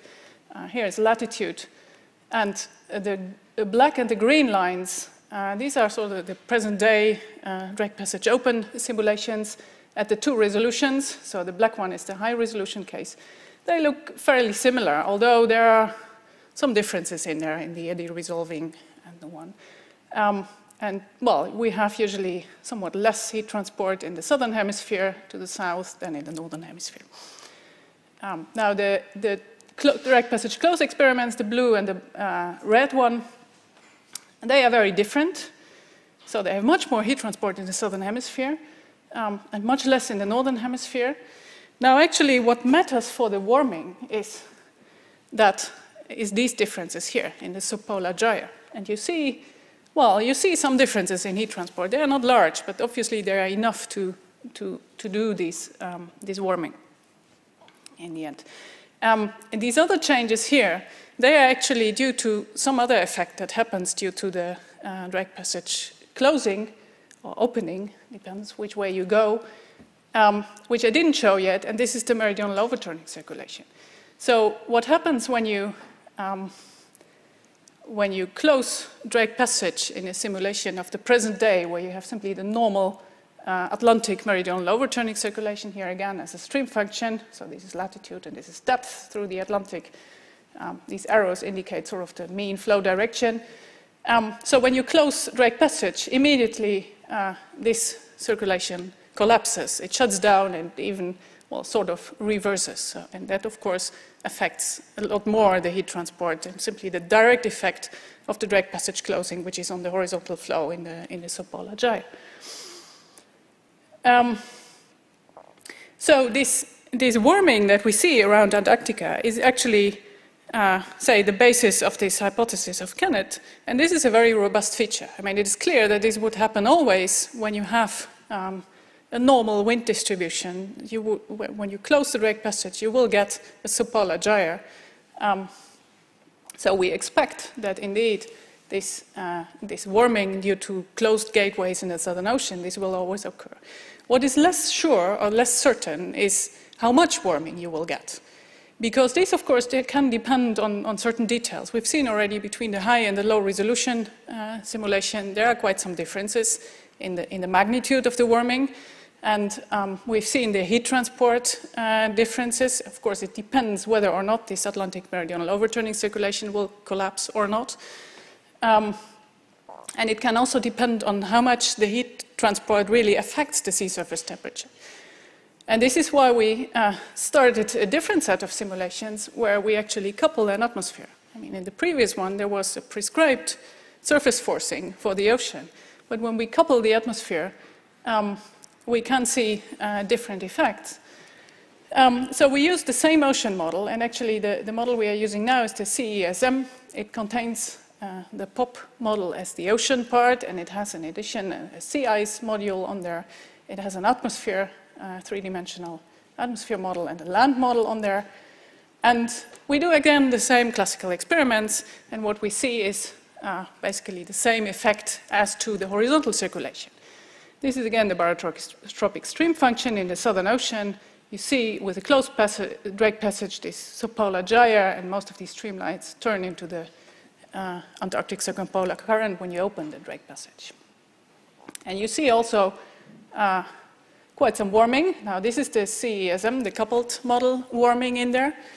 And as a comparison, this is what we had in the ocean-only simulation. Now, there is warming indeed, but there are quite some differences. I mean, it's much less localized around the coast. Still, there is a localized warming here at this side of Drake Passage, say. But you also see that it's more spread out, and you have a lot of warming here around at lower latitudes in the end. Now, there are different reasons for that. One is certainly that now we have sea ice to dynamically evolve, and in the case when, in the warmer case, when Drake Passage is closed, there is a little sea ice. But here, with the open case, we have much more sea ice to develop. And that, of course, influences the surface heat fluxes also, so you distribute the warming much more also to outside the sea ice region in there. And another factor might be, particularly for this low latitude warming that we've seen, is that in this case, the ocean circulation in the Atlantic does not collapse when we close Drake Passage. It stays more or less the same, so also in both cases. And that means that also the heat transport becomes a bit more easy to understand, a bit more difficult. Now, in this plot here, I would like you to focus on the blue and the black line. The blue one is the total meridional heat transport in the ocean with a closed Drake Passage, and the black one is the present day one with the open Drake Passage. And you see particularly in the northern hemisphere, they are very similar. So there is no change in the meridional overturning circulation. And in the southern hemisphere, you do have differences. I mean, they look small, although you have to realize that these are zonally averaged heat transports in the ocean, so it's still quite some magnitude that affects that here, and it of course has some impact on the sea surface temperature distribution. You also see differences in heat transport at somewhat lower latitudes, which may already there affect the sea surface temperatures.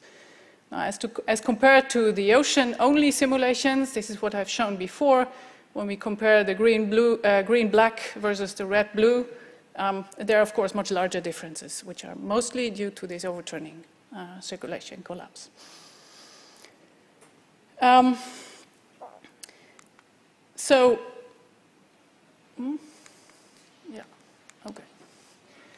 So this was all for really a present-day geometry. Now we can ask, of course, what really happens in the Eocene when potentially at the end of the Eocene, or at some time at least, these gateways opened. And therefore, what we have done is generated a new geography reconstruction for the late Eocene. it is relatively general, so it should be easy to generate different time slices as well with this same method. It starts with a plate tectonic reconstruction, where you can go back in time basically wherever you would like to go. And we used different data sets, for example, for the bathymetry. At the seafloor, these H-depth relationships tells us a lot about how deep the ocean was already. But there are many regions in the world that actually need manual adjustments to there, and these are particularly the gateway regions.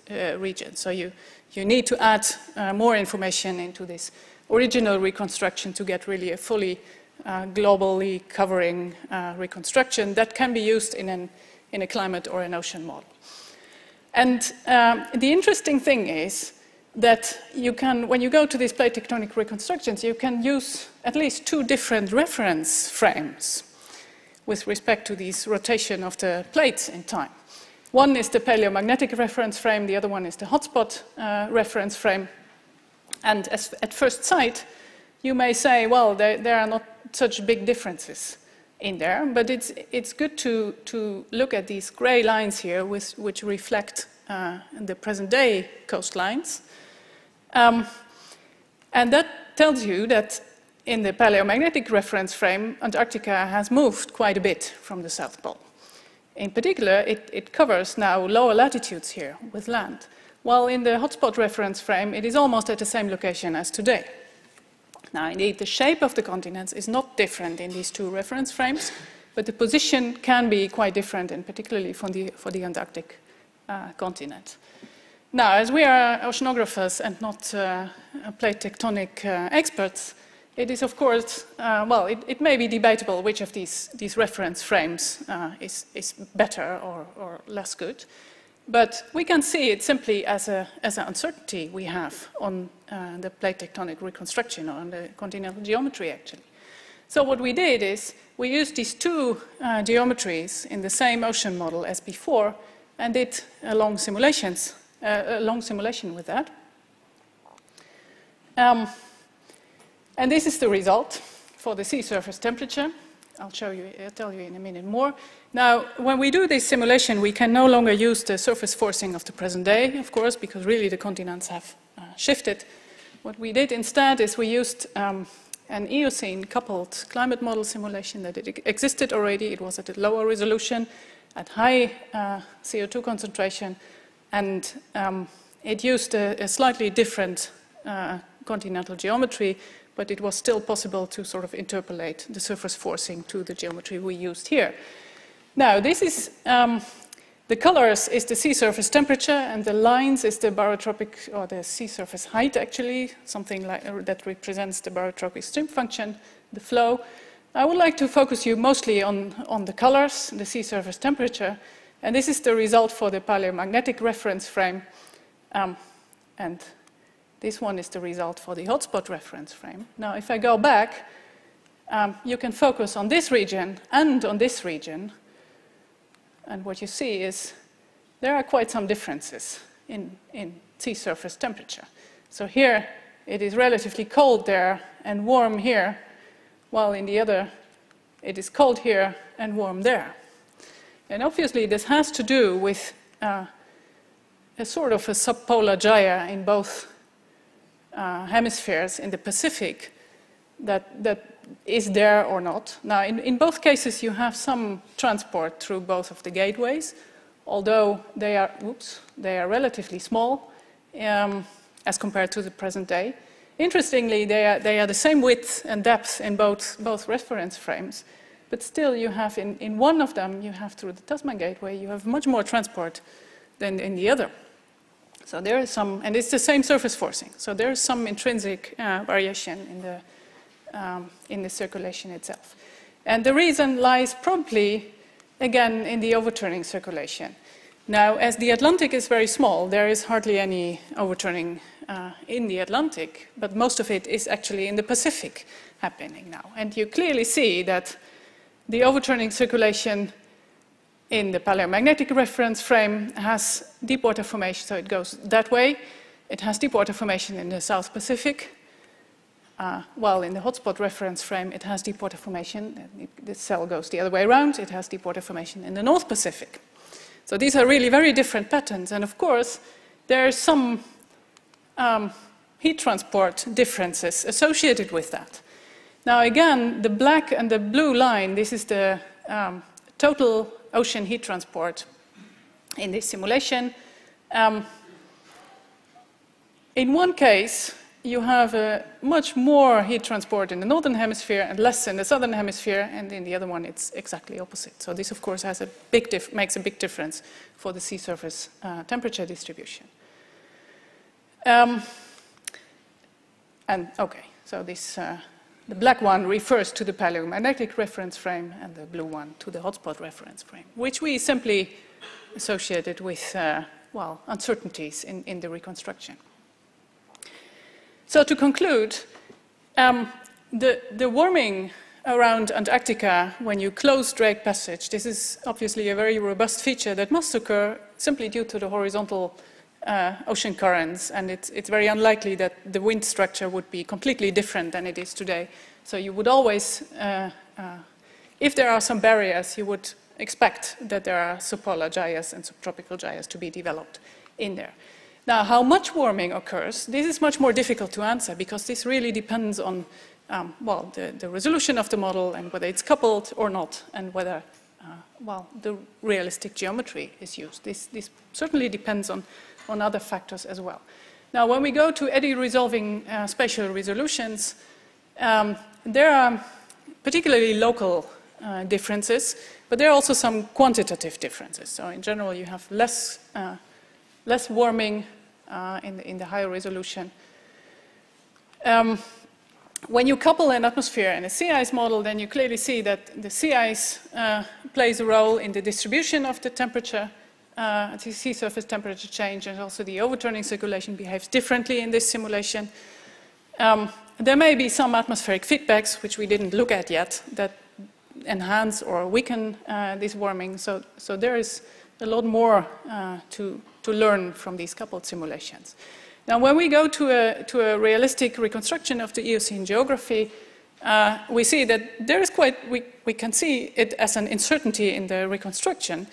And the interesting thing is that actually, to rather small differences in the continental geometry, the ocean circulation is rather sensitive as to which type of overturning circulation it generates.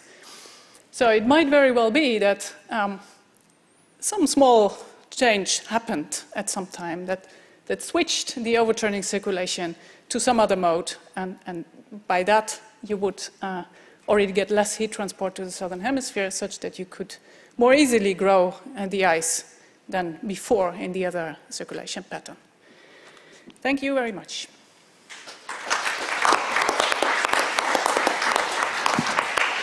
Thank you very much for this great talk. We have plenty of time for questions, so please go ahead.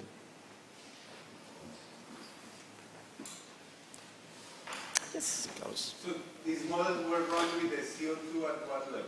Yes. Yes. Modern CO2? Or? Well, the present-day simulations, yes, they were at modern CO2. The Eocene simulations, they use the surface forcing of another simulation that had a high CO2 level for the Eocene, 1020 ppm or these kind of things. But they were not coupled, so this is sort of only a surface forcing on there. Yes. Do you perform any coupled ocean atmosphere simulation for the Eocene geography? Not yet. It's underway. So this is indeed the next step. It's an original overturning circulation. When you drive those models with a fixed atmospheric forcing without the feedback, it can be very sensitive to small differences in freshwater fluxes. Yes. But they are oversensitive because when you get coupled, Yes. you know that then you have compensation with the atmosphere, and the difference you find will just fade away in totals. Yeah, well, this is true, and but this is particular. I mean, we know this for the present climate, where the overturning takes place mostly in the Atlantic. Now here we really get a very different pattern, and it's not a priori, it could be, but it's not clear that this really also, this compensation also happens. So it could be that it's indeed more sensitive when you have a completely different ocean circulation. Yes? But also the way you force drive the model is different. One case you have, when it's coupled, you have like formulas. Well, here I think you're using more or less a restoring forcing. Well, yeah, for temperature, yes. Yes, yes, that's true. Yeah. That is right. Although, again, in this case, the spatial resolution may play a role as well. I mean, when you go to a higher resolution, it might be easier, even in the coupled context, to break down the overturning circulation. Yes, that's right. Let me take the opportunity to mention one more thing. The International Conference on Paleoceanography will be in Utrecht this year. So for those who have not seen that yet, and for those who already know it, this is a reminder the abstract submission deadline is very close. So we would like to see you all in Utrecht this year. How long are you exploring? How long do you work on this? The ocean model simulations were 2,000 years long, and the coupled simulations were somewhat shorter, I think around 1,000 years already. Yeah. Well, thank you very much. So next talk is Jean Braun. We'll talk about interactions between the dynamics of solid Earth and its superficial envelopes. Good morning, and thank you for the invitation. What I want to talk to you today about is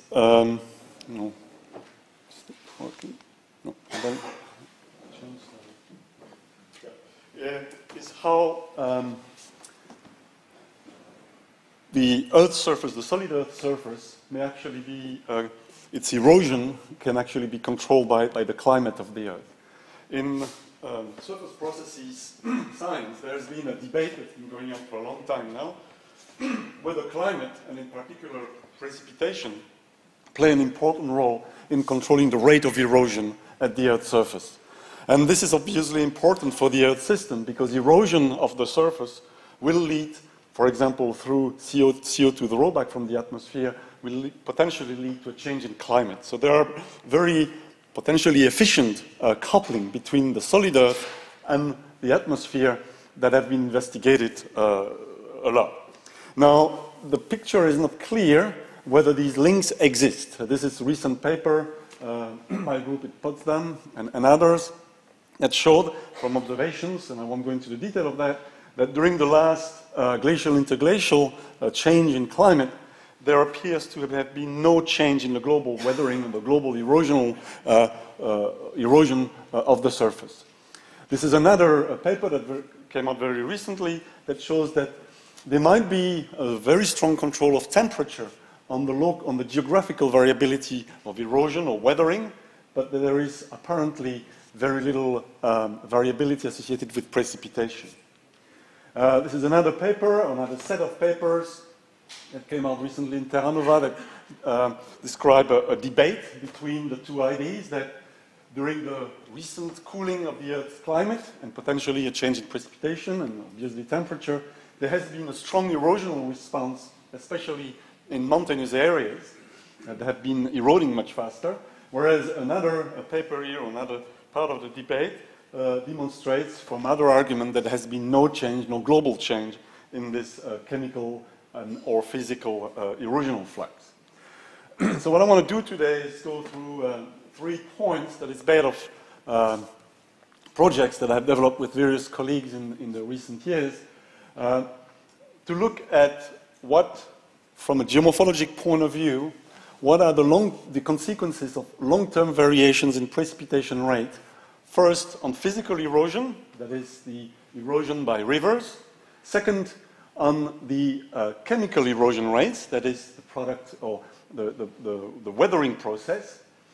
And I will also talk briefly, hopefully I'll have the time, about the effect of variability in precipitation and how the changes in the variability in precipitation, not just the mean precipitation, may also affect long-term physical erosion rate. One point that I want to make before anything else is to note that at the Earth's surface, the erosion, whether it's physical or chemical, is mostly in response to uplift by tectonic processes or mantle flow. And that has a very important consequence, that if you consider a piece of crust here or a piece of earth that's being uplifted by the tectonics or by the mantle and being physically or chemically eroded at the top, this is a response to that. And so for many places on Earth, or if you wait long enough, you will get into a steady state situation, whereas the erosion rate of a mountain, of a catchment, or even the surface of the Earth had reached some kind of steady state that is basically the uplift rate.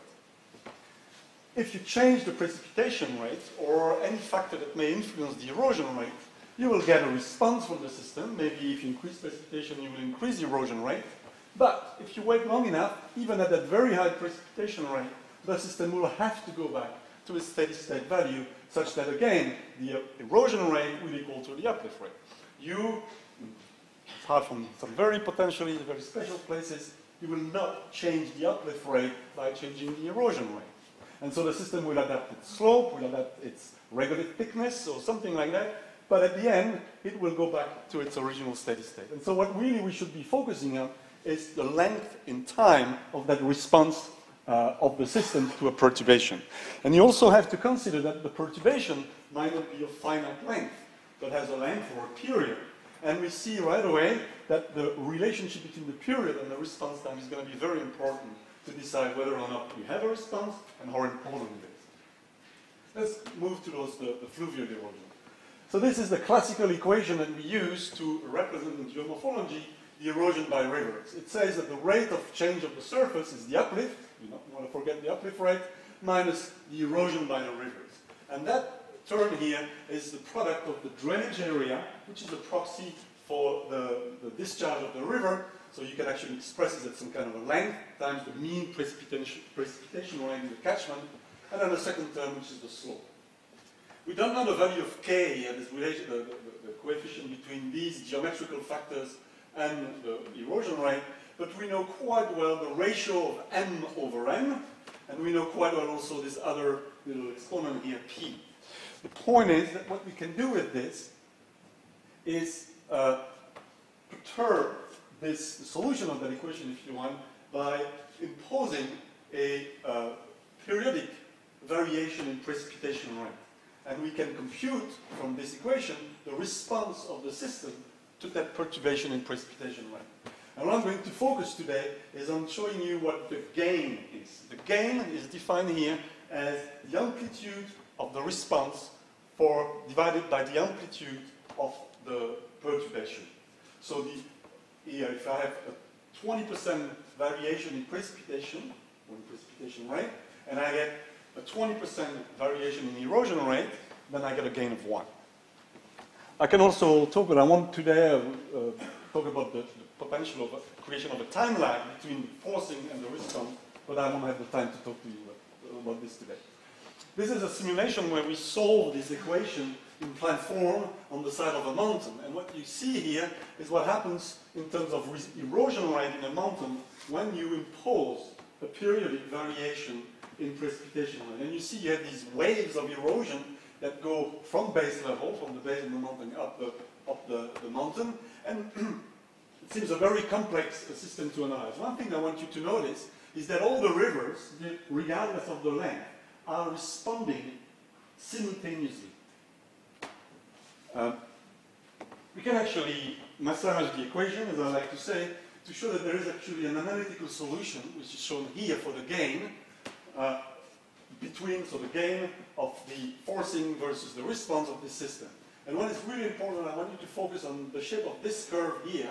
What I'm putting here is the gain as a function of the period of excitation divided by the response time of the system.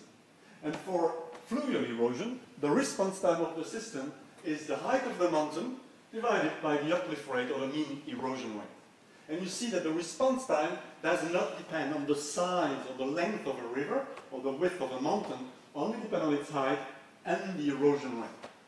And so what this means, if I translate this in real numbers, that if I look at this characteristic time scale and how it relates to the period of excitation, I can tell from this very simple computation that rivers that are in very fast eroding and uplifting areas can only respond to perturbation at a very short period.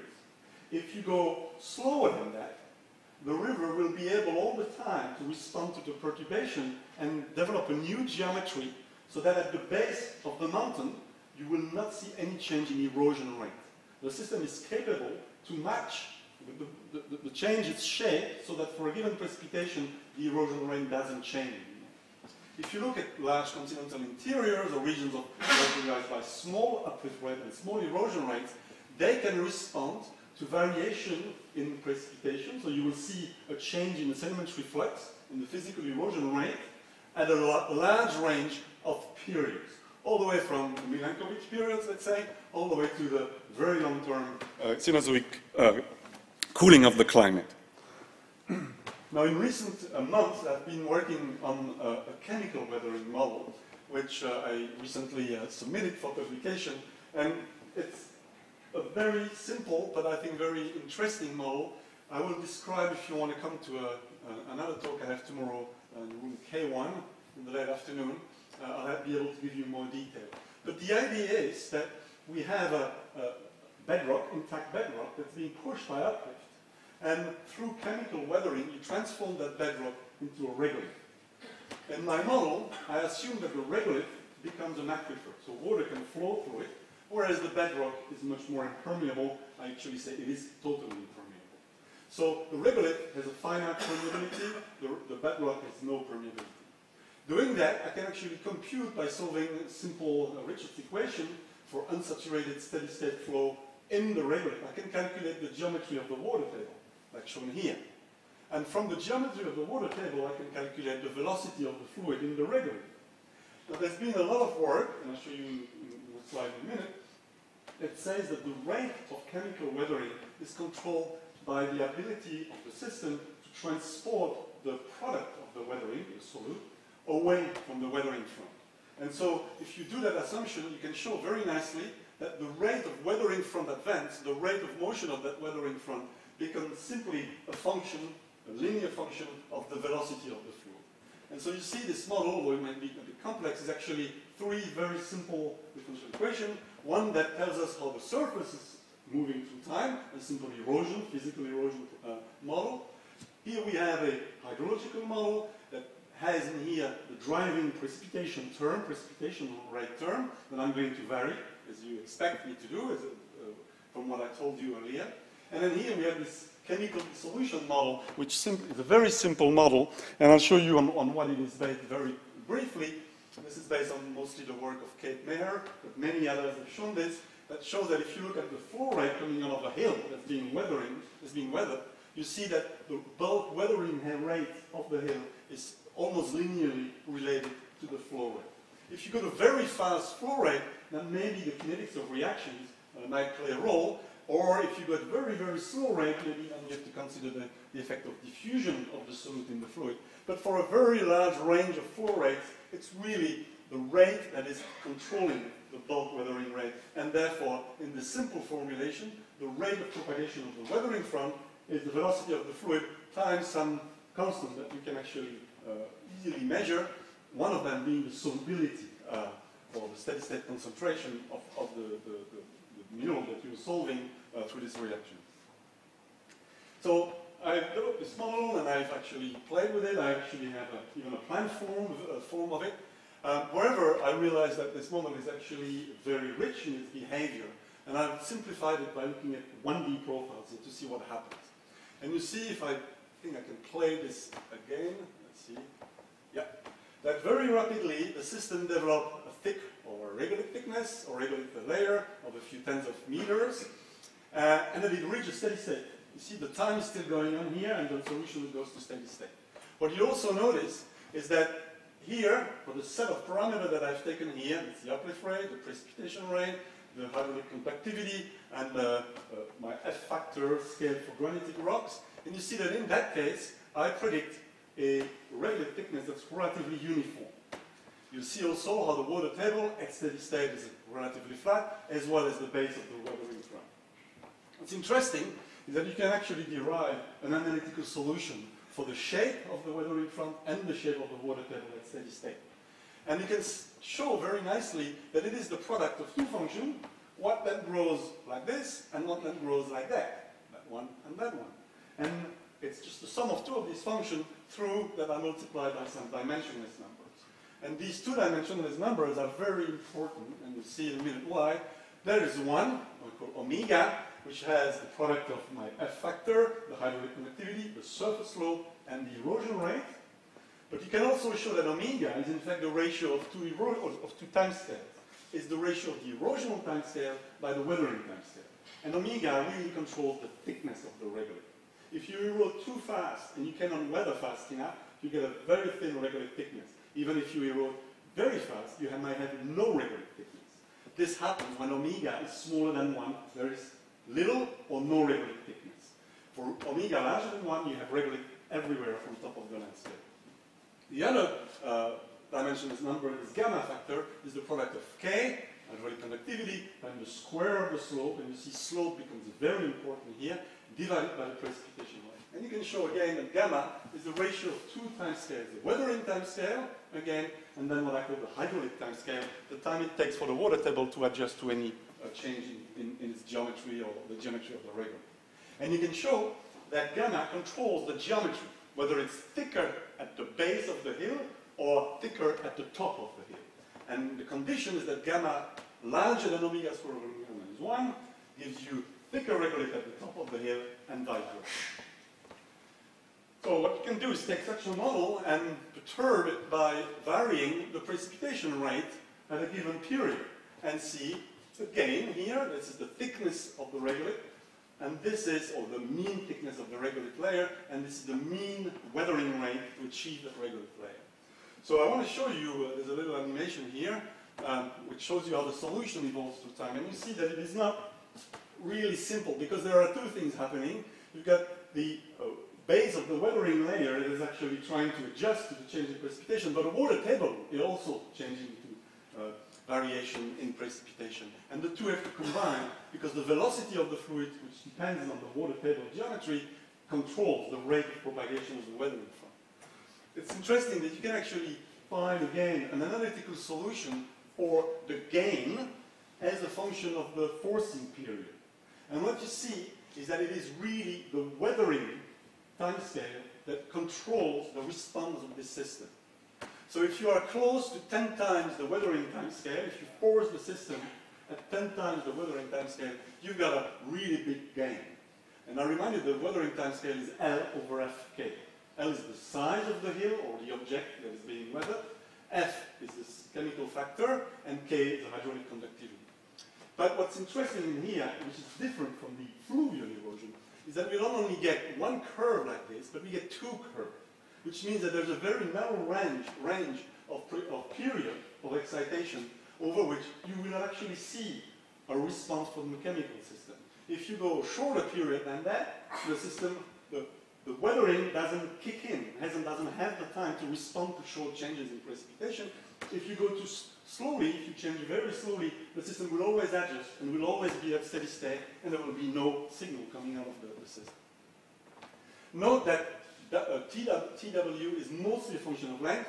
This other time scale that controls that branch here is the same time scale multiplied by a combination of my dimensionless number, and you can show that if, for example, you change the gamma factor, which is similar to make it wetter or drier, you don't change that branch, you only change that branch. So you make it narrower or larger, that range over which, but it remains a range. If you change omega now, by making it smaller and larger, you can actually be to a case when you get to omega equals 1, there is no regolith thickness, and then obviously there is no response. But again, you see that the position is mostly controlled by the weathering time scale. And so again, we can go back to the diagram, and here it's a range, it's a range, it's not a half space, which means that if the model I've shown you is correct, and this is a big assumption, but as you see, the model is based on very simple physical principles that we kind of all agree on. It's just that I put them together. And if we look at that, we see that at Milankovitch cycles, so your 10 to 100,000 years, it's mostly orogenic system scale, so the small catchment on the top of mountains that are going to be responsive. If you go all the way up to the tens to hundreds of millions of years, it's only the continental interiors, thousands of kilometers, aquifers, which will be able to respond to that. And in the middle, you have all the other possibilities. So I think, more than anything, I think it's really important that we realize that the period at which you're going to change the precipitation, and I think in general, the forcing into your natural system is very important to actually determine whether there will be a response or not, or the amplitude of that response. So I'll finish by moving to something slightly different, which might make things even more complicated, but this is a work of one of my PhD students, Eric Deal, and I think this is also very important, and we are not the first to say it, but all I've been telling you so far is that what happens when we change the mean precipitation.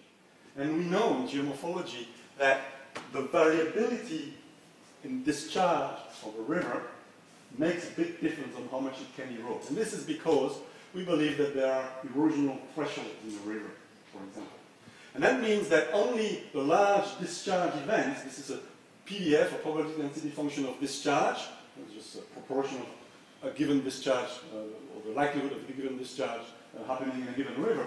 And if there is this threshold, it means that only the big discharge events will actually produce erosion. So the mean erosion of your river, which has this characteristic distribution of discharge, is the pink area here. And what I'm showing you here is a series of these distributions that all have the same mean precipitation, or the same mean discharge in this case, but the variability changes, and especially the slope of that tail here. And what you can see is that the area here, which is this bar here, can get really, really large when you have a big tail, and very, very small when you have a small tail. So the high discharge events are very important.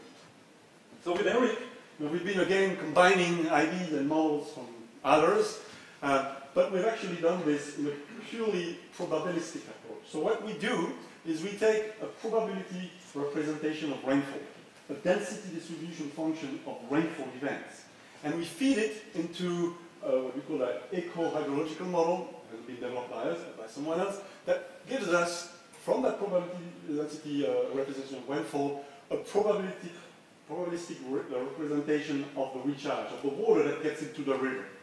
Knowing that, we can use a simple differential equation that tells you how the discharge of a river varies through time for a given discharge, and we can produce a probabilistic prediction or probabilistic distribution of discharge, which we can then feed into an erosional model to get a probabilistic prediction of erosion rates. So you got from a PDF of rainfall all the way to a PDF of erosion. And again, this is the simplified view of this eco-hydrological model, for which I'm not going to say much, except that it has a typical soil thickness, it has a vegetation built into it, so a few parameters which you can kind of summarize with the response time of this system.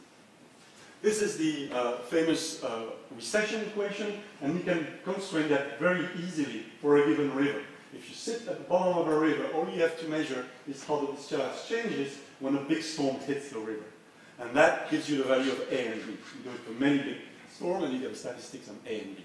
And so what we do, and it's not been the first time, others have done it before, where you feed to this a stochastic or probabilistic distribution of events, and you see how the system responds, and you get a probabilistic distribution of discharge. And what Eric has done, which is really neat, is that he's actually produced analytical solutions for that, and I'm not going to get through that, don't worry. The point is that there is a very important factor, is that B exponent. Right? And that B exponent really controls, in the recession equation, it controls the shape of this tail. And we know that is very important for us. And what's really interesting is if you go to many rivers all around the world, or in this case in Europe, you see that B is very variable from less than 1 to larger than 2 in natural systems. So we see here, this is the distribution of now discharge from a given rainfall that you can derive from this model depending on the value of B. And you can add to that variability, and you see how the variability increases the distribution or decreases the distribution based on each of the B values. We can compare this to data. It works beautifully well. If you take, for example, rainfall distributions from all over the US and you compare them to the discharge, you see that the response is not obvious. All the precipitation distribution have almost the same tail, but the discharge can be characterized by very different tails. And in our model, we can do this very easily by changing the B value. The conclusion for this is, if we now plot erosion rate as a function of variability, it depends on B. Of course, we expect that. But what's also very important, we also predict that for each value of B, for each different value of B, there is actually an optimum variability at which we get a maximum erosion rate.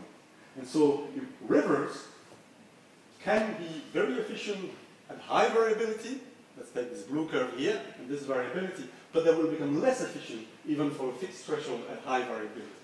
And the reason for that is because also, to mention, you have to include in these models a maximum possible discharge. The value of the maximum possible discharge doesn't matter, but you have to have one. Now I'm finishing with these two plots, which are very distressing. Remember, geomorphologists are in this quest of determining whether there is a relationship between mean precipitation rate and mean erosion rate. Is there a climatic control of erosion rate in mountains, let's say, due to precipitation only? And what this plot shows is that we've taken 5 parameters in this model, but some that characterize what we call the eco-hydrologic model, the mean soil thickness, vegetation index, and things like that. We've changed the climate parameters, the B, the mean, the variability, and the threshold. And then we have this analytical solution. We can plot this in 5 seconds, and it shows you, basically, there is no relationship.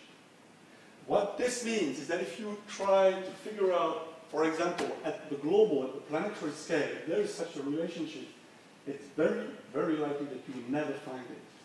And this has been a frustration for us. I think it's easily explainable like that. However, if you go to a place where kind of everything is constant, and you say, okay, I'm going to go in this catchment, and I believe it has a slightly different threshold from that catchment, but everything is the same, then we can say that there is a clear relationship between mean precipitation rate and mean erosion rate.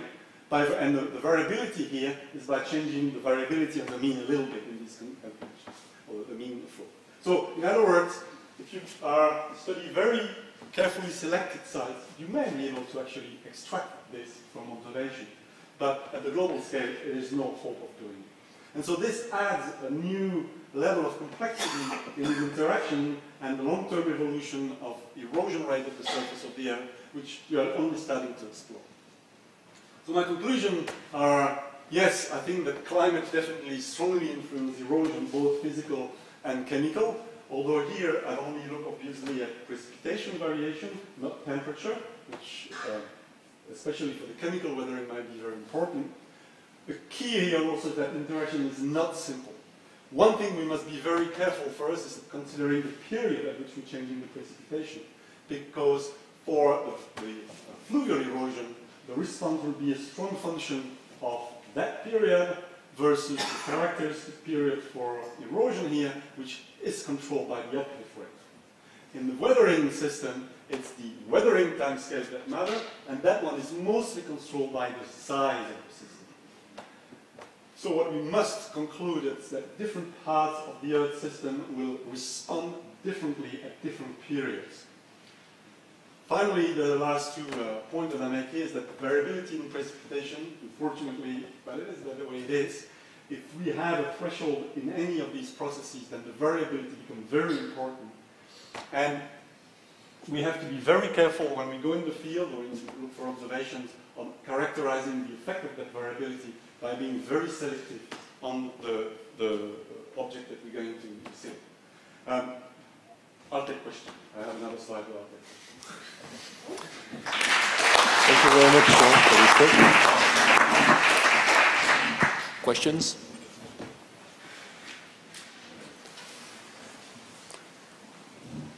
Carlos? Erosion volume given in weather of the chemical versus the physical, they are similar, or the chemical is far more important than the physical? So I have intentionally separated the two here. We are working now on combining them together, because clearly the link is essential and is not trivial, but it's obvious that in the weathering process, one of the key aspects is the length of the system, and that is determined by the size of the aquifer. In other words, where you connect your hill to a base level, the water. And so that is the river. And so the position of that is strongly dependent on the physical erosion.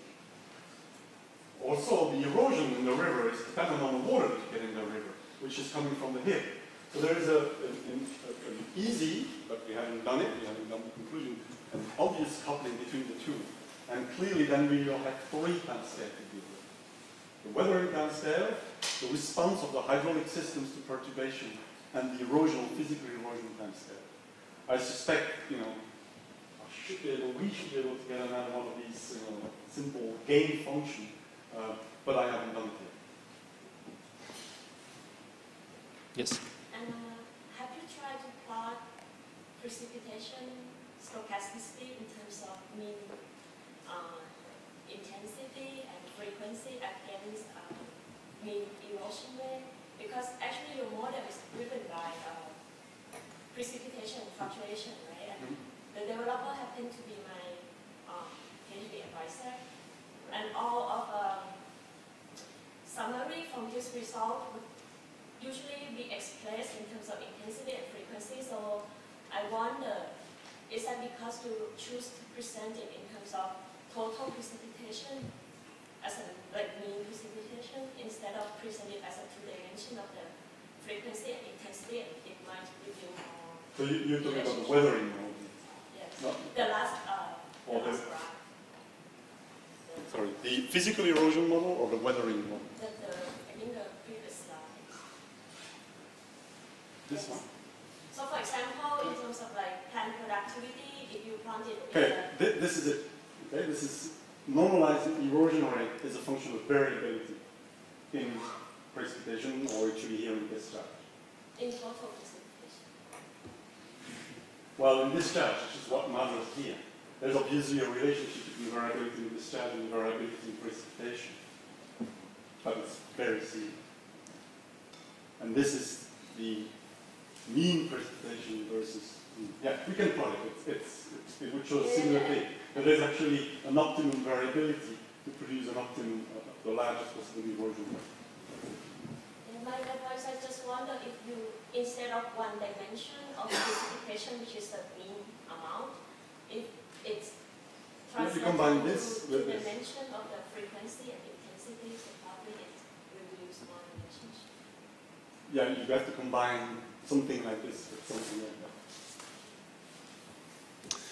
Thank you very much, Jean. And we switch to the last talk of the session, which will be given by Yves Goderis. And Yves will talk about flat world versus real world and where is weathering the most important.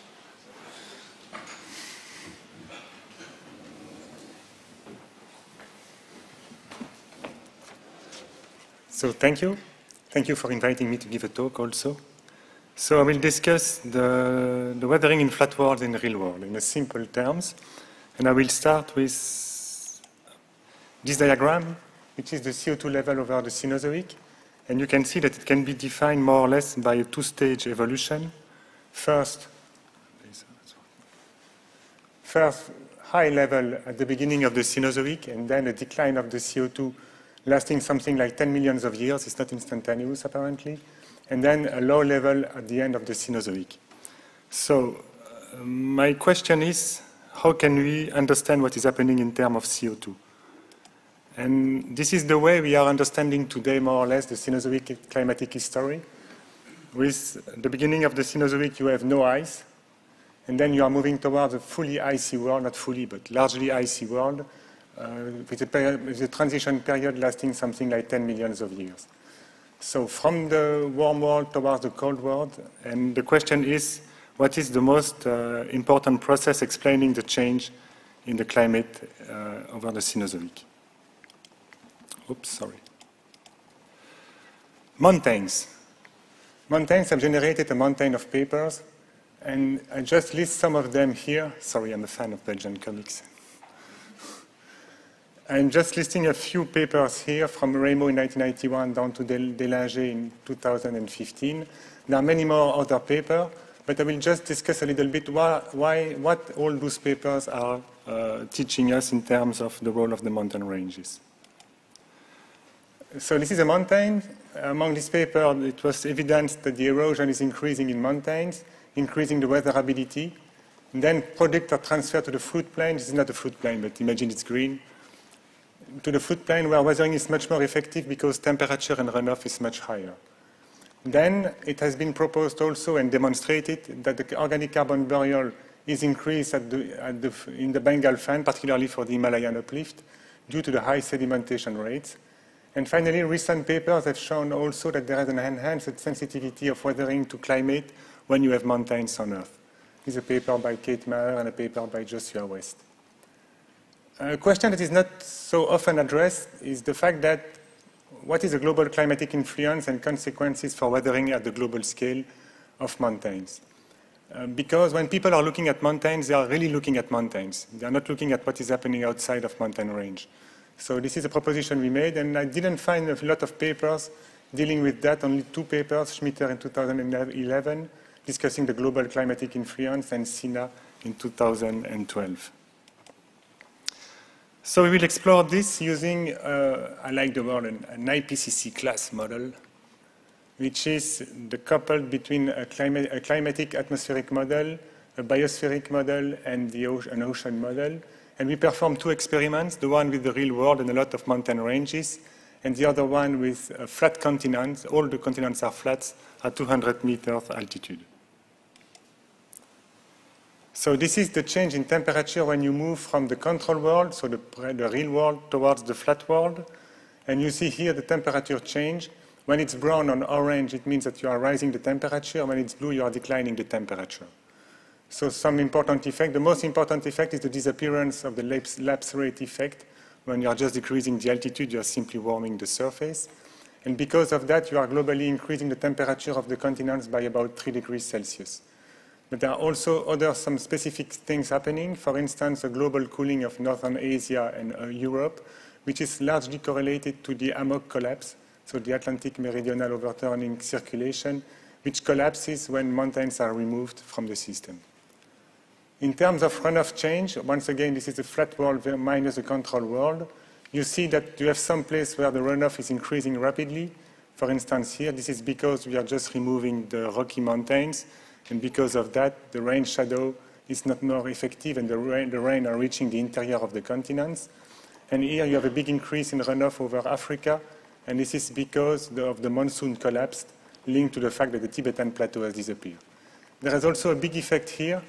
We don't know yet what is happening precisely for the moment, but we think that it is related to the collapse of the Hammock, and so this is under analysis. We have to dig a little bit deeper into this.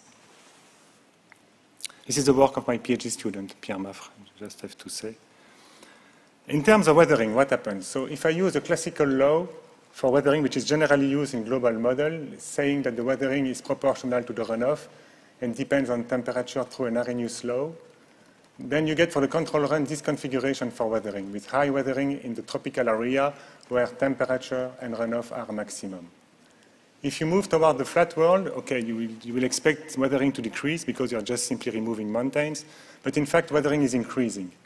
It increased by 40% using this law. It increases by 40%, and this is particularly driven by the fact that in this area and here, runoff is increasing in warm areas, so promoting weathering and then consuming more CO2 from the atmosphere.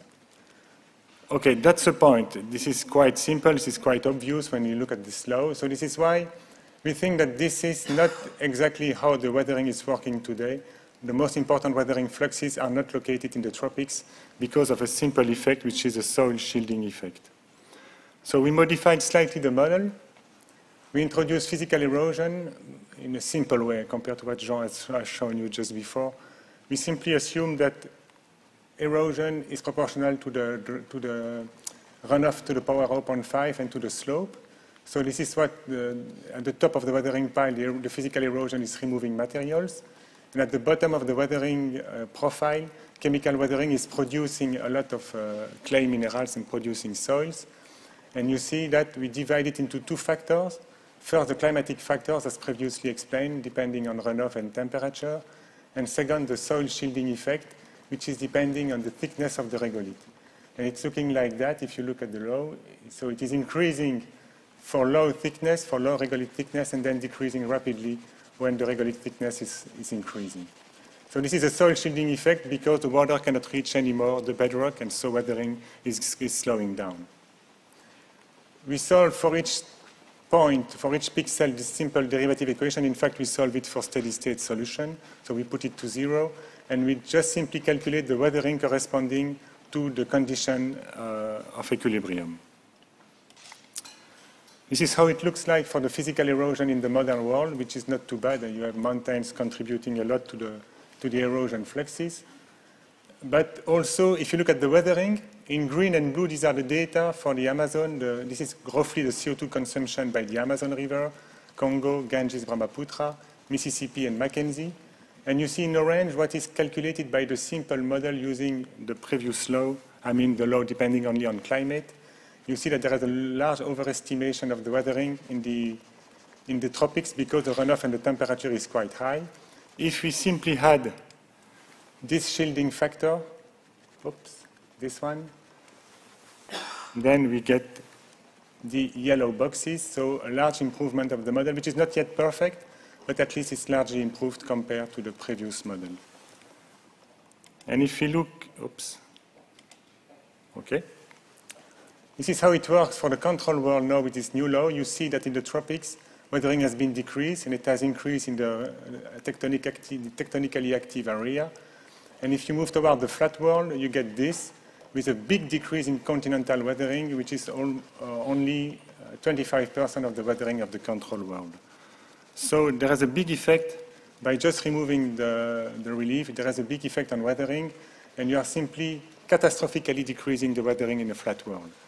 This means, of course, that because the weathering is catastrophically decreasing, CO2 will rise very rapidly. And then I'm going into the core of my talk. The question becomes the following. What is the climatic baseline of the Cenozoic? Is it a warm world, starting from the Cretaceous, and then going into the Cenozoic, and then collapsing at the end because of the mountain ranges? Or is it a cold world, and it is cold at the end, and warm at the beginning because there is a big event here, the absence of mountains? And so the absence of mountains would require a cold baseline climate for the Cenozoic, while the presence of mountains will require a warm baseline for the Cenozoic. So how does it work exactly? It's just the upside down, in fact. So we use a geoclim model. I will not go into details, but just let you know that it's a model coupling a 3D climate model used to calculate air temperature and runoff on the continents, which are injected into a module calculating the chemical weathering of the continents. I'm not going into details. We can potentially discuss this even after the talk. And this is what Lefebvre et al. Have shown in 2013. These are several simulations. On the continents, you have the weathering rates with the old laws. So there is something still not clear about that, but we can discuss it, of course. This is the Cretaceous, the end of the Cretaceous. This is the Eocene, Paleocene, Miocene, and present day. And you see that because of the dispersed configuration of the continents, there is a lot of rainfall on the continents. And because of that, they calculate an atmospheric CO2 level. These are the blue squares here. The black squares are the data. They calculate an atmospheric CO2 level which is below the glaciation threshold of Antarctica as early as in the Paleocene. So the complete Cenozoic is in fact completely cold in fact characterized by a very low CO2 level because continental configuration is dispersed enough to bring a lot of waters on the continents and to promote weathering. The solution they found to start the glaciation not in the Paleocene but to start it around the Oligocene, they simply increased by 50% the degassing rate of the Earth using some proxies that have been published. This is one possible solution, but a bit disappointing because we have not so much constraint on the degassing rate of the Earth. Oops. So the other possibility might be to warm the early Cenozoic by shielding the weathering rates with very thick regolith. And this has been published by Nathalie Vigier and myself in, last year in Climate of the Past, but also by Fröhlich and Misra in a very interesting paper, was the late Paleocene, early Eocene hot because the Earth was flat. The lithium is something important to understand the processes that are at play here. The lithium is rising over the Cenozoic. This is the lithium, delta 7 lithium measured. This is in fact the value of the seawater. So it is increasing through time from the Eocene towards the present day, displaying very low level in the Paleocene and early Eocene. So it's not an easy signal to interpret, and I will show you two different interpretations that came finally to the same conclusion, and that's interesting. So how it works, lithium is produced by rock dissolution with a delta of 1.7 per mil. Then it's going into to the ocean, but there is a precipitation of secondary phase, which are largely enriched in lithium 7, I will say. No, once again. The rock dissolution is producing lithium. Lithium 6 is preferentially stored in secondary phase during precipitation of kaolinite, smectite, and so on. And lithium 7 is going to the ocean with a delta 7 lithium of about 23 per mil for the river waters. Then a lot of processes is still happening inside the ocean, but I will concentrate on the continental part. So the idea is quite simple. If you are producing a lot of secondary phases, you will fractionate a lot and you will increase the delta 7 lithium of rivers. So I'm talking about this when I'm talking about shielding of the rocks. This is in Cameroon, and you see here a lateritic profile, which is quite thick, and the bedrock is just at the bottom, and you see that all this can store lithium and can reduce the drainage of the water down to the bedrock and then reduce the CO2 consumption. The idea is quite simple. We propose that when you are weathering during the Eocene, you are weathering a granite, let's say this is a K feldspar, a granite, attacked by carbonic acid, precipitating kaolinite, and you see that for granite and for kaolinite, you have almost the same content in lithium. So if you are precipitating a lot of this, you will have a low lithium in the rivers, but a very high delta 7 lithium. Okay? But the other solution, this would produce, I will show you on the next diagram, if you put a little lithium in the rivers, you will reduce this input into the ocean, and then you will drive the lithium of the ocean to lower values. The other solution is to go a little bit further, and this was proposed by Fröhlich and Misra. They are saying that under tropical climate, even the kaolinite here is still reacting, dissolving, and producing gibbsite. And they are arguing that gibbsite is not containing any lithium, which is not yet clearly demonstrated. There is a paper just published in January showing that there is lithium in gibbsite. So it's something not completely clear. But the idea is that if you are just releasing all the lithium stored in the kaolinite during the dissolution, you will not have any impact.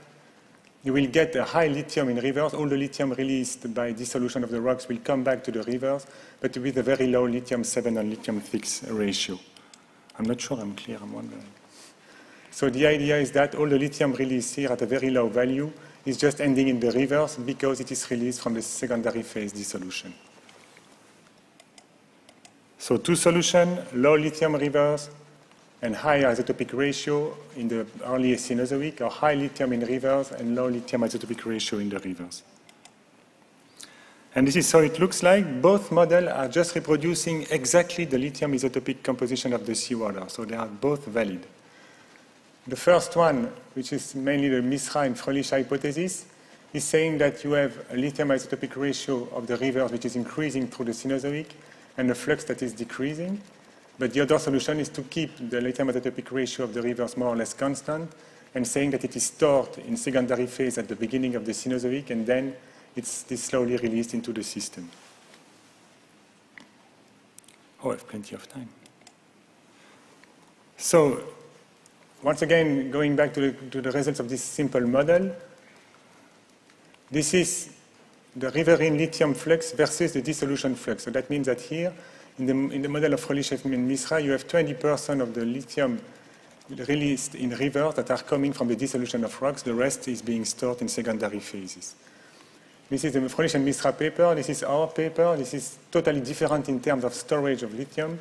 You see that there is almost no lithium in rivers, which might be extreme, but there is almost no lithium in rivers at the beginning of the Cenozoic, and then it is increasing through time, going back to the present day. So there is a decreasing storage in soil as time is running. And once again, I have to say that both solutions are equally possible. The question is, what are the secondary phase able to store during the weathering reactions? If you look at some data now, this is coming from a paper by Beauvais and Chardon, and time is running the other way, sorry. So the beginning of the Cenozoic is here and the end is here. And you see that at the beginning of the Cenozoic and several times during the Cenozoic, you have huge event of kaolinite and stick weathering profile formation that is relatively coherent with what we proposed. So there would be a big lithium storage during this episode here. And I came to the conclusion, and I have plenty of time to discuss it. So the idea is that maybe continental drift set the conditions for cold climate since the Paleocene-Eocene boundary. The shielding of weathering by thick regoliths increases the atmospheric CO2 and warm the climate at the beginning of the Cenozoic. It's not more really a question of cooling it, but it's a question of warming it at the beginning of the Cenozoic. And finally, this is a big question, and Jean has discussed this a little bit, the question of the timing. The transition between the warm world to the cold world lasts something like 10 million of years, which is quite long. And I think we still have to understand how weathering profile respond to the different forcing. This is exactly what Jean has shown us. At what time scale are we just adjusting the weathering profiles to new conditions on Earth? So, okay, that's it. I have 10 minutes for questions.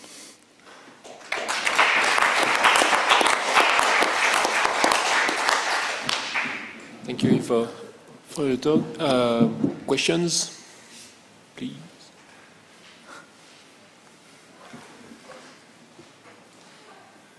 So I have questions.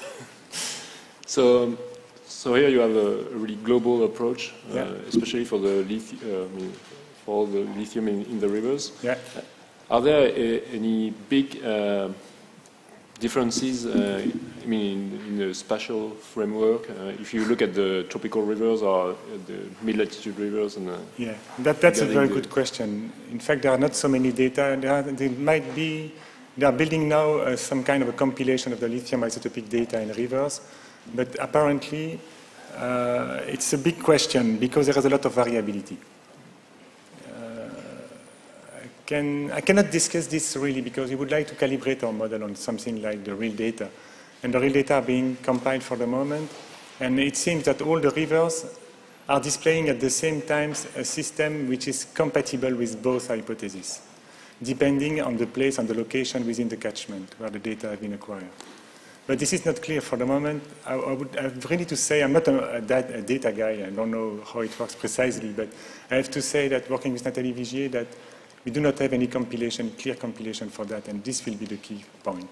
Most of the data are just, for the moment, concentrated on the lithium storage in the various clay minerals phases, on a theoretical point of view, but sorry. Okay. More questions? Yes, please. I think it's a pretty intriguing story. I'm having one trouble understanding, which is that when you look at the general trends throughout the Cenozoic, especially at like the long-term variations in CO2 and, for instance, benzene, then the big picture is the real big gradual drawdown of CO2 and temperatures throughout the Eocene. you have a pretty long period with not too much change. Of course, there are changes, but they're not as big as at the start. Yeah. And if I'm correct, the big drawdown is actually before when you see most of the major uplifts that take place in this Yeah. most of those are like between, say, 40 and present, but from the Himalayas in the end. Yeah. So how would you explain that discrepancy? I don't know. That's once again a very good question. I think that first I have to apologize because I gave my talk in 20 minutes. It was designed for 30 minutes, so I have got too fast on several points. But in terms of CO2, the question we have is that, of course, we can produce high CO2 level here when shielding the continental weathering. But what is the time scale of the response of the system to a change? I don't know what is happening here. CO2 is going down quite rapidly within a window of 10 millions of years. And this makes me think that the weathering system, the weathering profile is reacting at a quite slow rate to changes. But is the change tectonic? I'm not so sure because the major uplifts are a little bit later. Let's say it's not totally clear also because you can see some starting of the tectonic in the literature at 40, 30 or 20 millions of years. But I don't know what is the transition. I'm just asking the question. The transition here is something that is really totally unsolved, I think, up to now. And I have no scenario for that. It's disappointing. It's just work for the future. Just to, oh, sorry, please. What's the role of vegetation? That's a good point. Yeah, that's a good point also. Vegetation is not impacting on lithium. As far as we know for the moment, there is no fractionation of lithium within the vegetation. Therefore, regarding the story of lithium, we can forget about the vegetation. And about CO2, you're just asking very good questions, you know. I don't know. There might be, of course, some impacts clearly because the vegetation here is not the vegetation here is not the vegetation there. The mass of vegetation can fluctuate. It can have an impact on the albedo and then on the runoff and then on the weathering, but it's not yet totally explored. We are focused mainly on what is happening here at 38 millions of years and on what is happening here at the end of the Cenozoic. But even here for the CO2, there are large discrepancies. I'm just coming back to the previous question. Here you have 500 ppm coming from stomatal indexes, and you have something like less than the present day value coming from delta C13. But this is still a large variation, you know, because climate is depending logarithmically on CO2. So vegetation is playing a role, but which role, nobody knows. Yes, please. In order to understand the hydrolysis and decrease of CO2, what about the increase on the other side between 60 and 50 million years? I would have said that's a good question prior to your question. Yeah, of course. This is why, once again, these are quite low levels. Even in the Maastrichtian, you have quite low levels of CO2. This is why I think that proposing a cold baseline for the Cenozoic is not totally crazy. And this is an event produced by continental drift or specific runoff condition on the continents, allowing the building of the regolith. But I don't know the process which is at play because we invert the lithium isotope curve. So we cannot infer what is the processes at play. But that's all I can say for the moment. But of course, this is maybe a cold baseline and this is a warm event in the Cenozoic. I'm not clearly answering your question, but... I'm just wondering if it could have been opposite process. Yes, maybe.